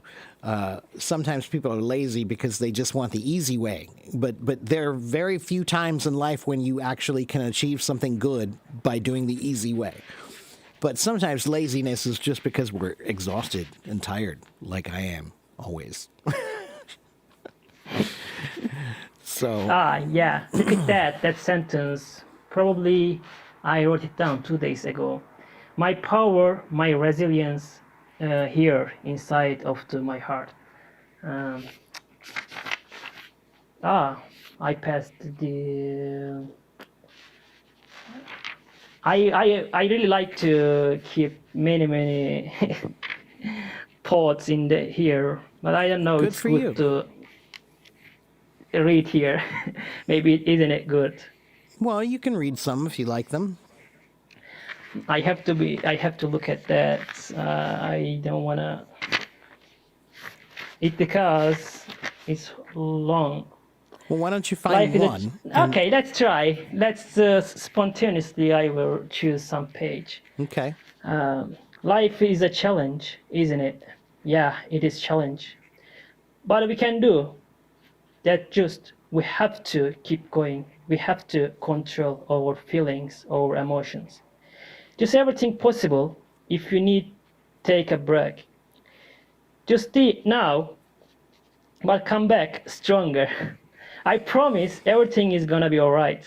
Don't lose your hope and your beautiful strange. Last thing, please don't forget me, okay? Whenever you need to me, just open the lights. I do not, I do not want to leave, but something I have to or I must do. I can't control everything, right? But we can be stronger together. Your strength is coming back. Just wait a moment. I see something about you. You aren't doing meditation. Yeah. When I wrote it down, this thing, I I didn't do meditation in my life. It because I was giving feedback about to me. You should do meditation. Adam, those words are great words, and I could have used those words a week or two ago. Because, yeah, I get tired and I get burned out, and I'm kind of struggling right now just because I just am overwhelmed and always overworked. And, well, sometimes it's a danger. One moment. Wait a minute. What's going on? What just happened? Well, somehow I lost my live stream. Let me get it back.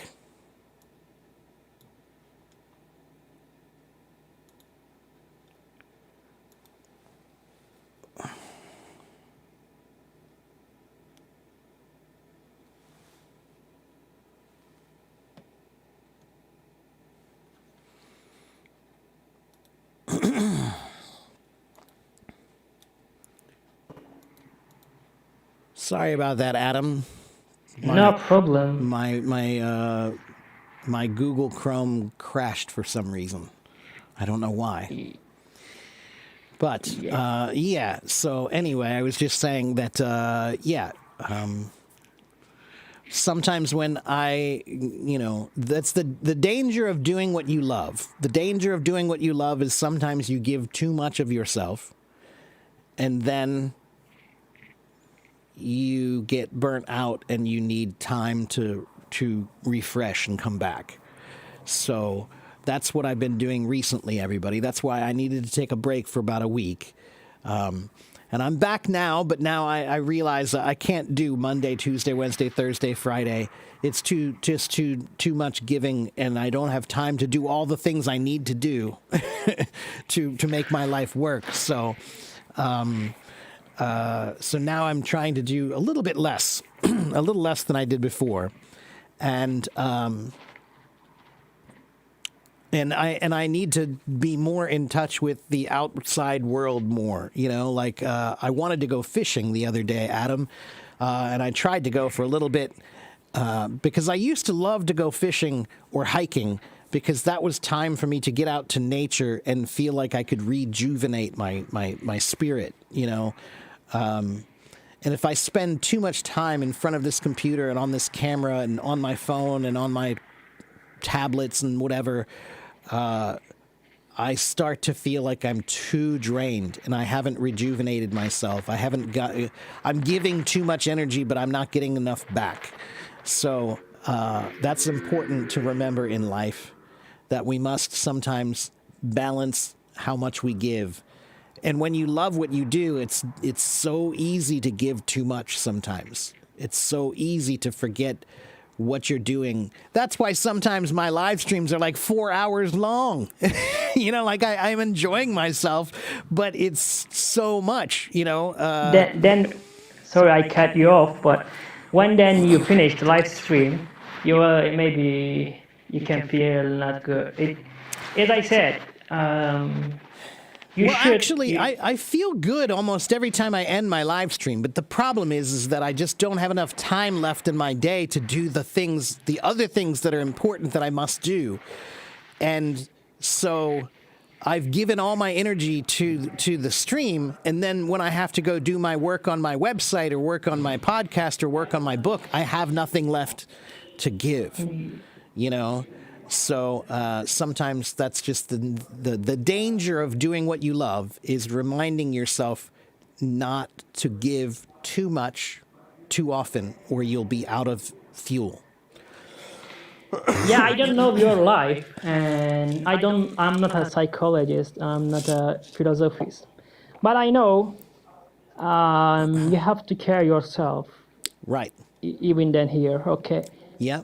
You can help people, No, this isn't not a problem, but you have to be. You said before, you have to get a balance. Right. You have to remember that you're people, and you have to help yourself sometimes. So yeah. And Gunter's asking me, is fishing too boring? I think lots of people think fishing is boring, but I enjoy it. I really enjoy, because Gunter, the way I always say it is, if I don't catch any fish, at least I catch some peace and quiet in nature. And so there are times when I go and maybe I won't catch anything, but I'm by myself on a beautiful river and there's nature around me, and I have time to breathe, and I have time to feel the wind, and I have time to not feel like I'm giving my energy out, that I feel like I'm getting my energy back. And hiking does that for me too. When I just walk out into into nature and just walk around and explore the forest, I get my energy back. So I need those times of natural rejuvenation. And fishing for me is not boring. I enjoy it a lot. It can be frustrating every once in a while, but when the weather is good, I love a good day of fishing. I love it. It's just so relaxing and just I don't really even care, like I said, if I catch anything or not. You know, I mean, it's always fun when you do catch something, but you know, I also almost never keep the fish. We just fish for sport, right? So I catch them, then I let them go. You know, so yeah, it's not boring for me, but it's not something that everybody enjoys, and I understand that. However, I do think that learning to fish is a really great way to learn patience. You know, Yeah. and I think a lot of people today need to learn patience. You know, especially the way social media is. Social media is now really, really creating people who don't have any patience. You know, because every video is only 1 minute long, so they don't need to have patience. You know, that's why I hate those 1 minute videos. I hate them all just on principle. Because nothing really brilliant can be said in only 1 minute. You know, you need more time than that. Yeah, but I don't like to what's that, reels video too, or short videos too. But sometimes I watch, Yeah, but I I know. don't prefer to. I don't prefer to watch it because of easy dopamine. I hate that. Right. Even a sugar or glucose or something else. When we do that, we don't want to hard work, or we don't want to read a book. We don't want to. How can I? It's hard. I call them hard dopamine. As I read a book, I like that. Hard dopamine. you can read a book, but it's so boring. It's because you like to easy dopamine, get That's easy right. dopamine. You want as a- everything quickly. That's right. That's right. yeah. Yeah. That's what I'm saying. That like that's why reading a book is a good thing that you should do, because we need to learn how to have dedicated patience, that you have more than just 1 minute of patience for something. And so I do worry a little bit about the younger generations now, because it seems like the way that they spend so much time, everything is easy dopamine. Everything Yeah. is an easy, quick, like I want it now. And sometimes as a teacher, I get frustrated because people come to me to learn and they think they can learn everything very quickly, you know, but no, it takes time and effort. That equals success. But without time, you can't just put in some effort for 1 minute and be successful at anything, you know? Yeah, I don't judge them. It's because of some parents. Some parents don't want to teach them, or they just care less. Just give a tablet, their hand, and just play it. Right. But it is not. If you, sorry, I cut you off. But That's okay. if you don't want to responsibility of, if you don't want to take care your children, why did you make them? Why did you make them? What's your That's a problem? good point. Then I hate this kind of people. It's Yeah. maybe some of them narcissists. They only care agree. themselves. Yeah. But if you make a child, you have to care them. Even they will get 18 years old. Yeah. Okay, of that's no course. problem. But Yeah. before you care them, you should just try them. What is the good? What is the bad? Yeah. They can learn any. Okay, I don't want to say that bad words in the internet, because internet is so dark. You can find everything there if you are. Well, that's It helps the to one know. point that I wanted to make, is just that I always do try to remind people that whatever you watch on the internet, whether it's 1 minute videos or long YouTube videos, whatever you watch is what you encourage in this world. So if you're watching stupid videos about stupid things that are immature and not helpful to the world, you are encouraging more and more and more of that. And that's one thing that we need to understand about the internet. The internet is designed to focus on bad things. It's designed to focus on negativity. So that means if I make a post that's just trying to be helpful and nice, very few people will like it and very few people will comment on it. But if I make a post and I say something really terrible, many people will like it. Many people will support it and make comments about it or argue with me about it. So you have to remember that the internet is a world created by what you watch. It's a world that if you want it to be a better world, then here's what I do. Sometimes when I'm on Facebook and I see a video that's a stupid, silly video, I click the 3 buttons and say remove. Because when I do that, I'm telling the internet what I want more of, and I don't want more of this.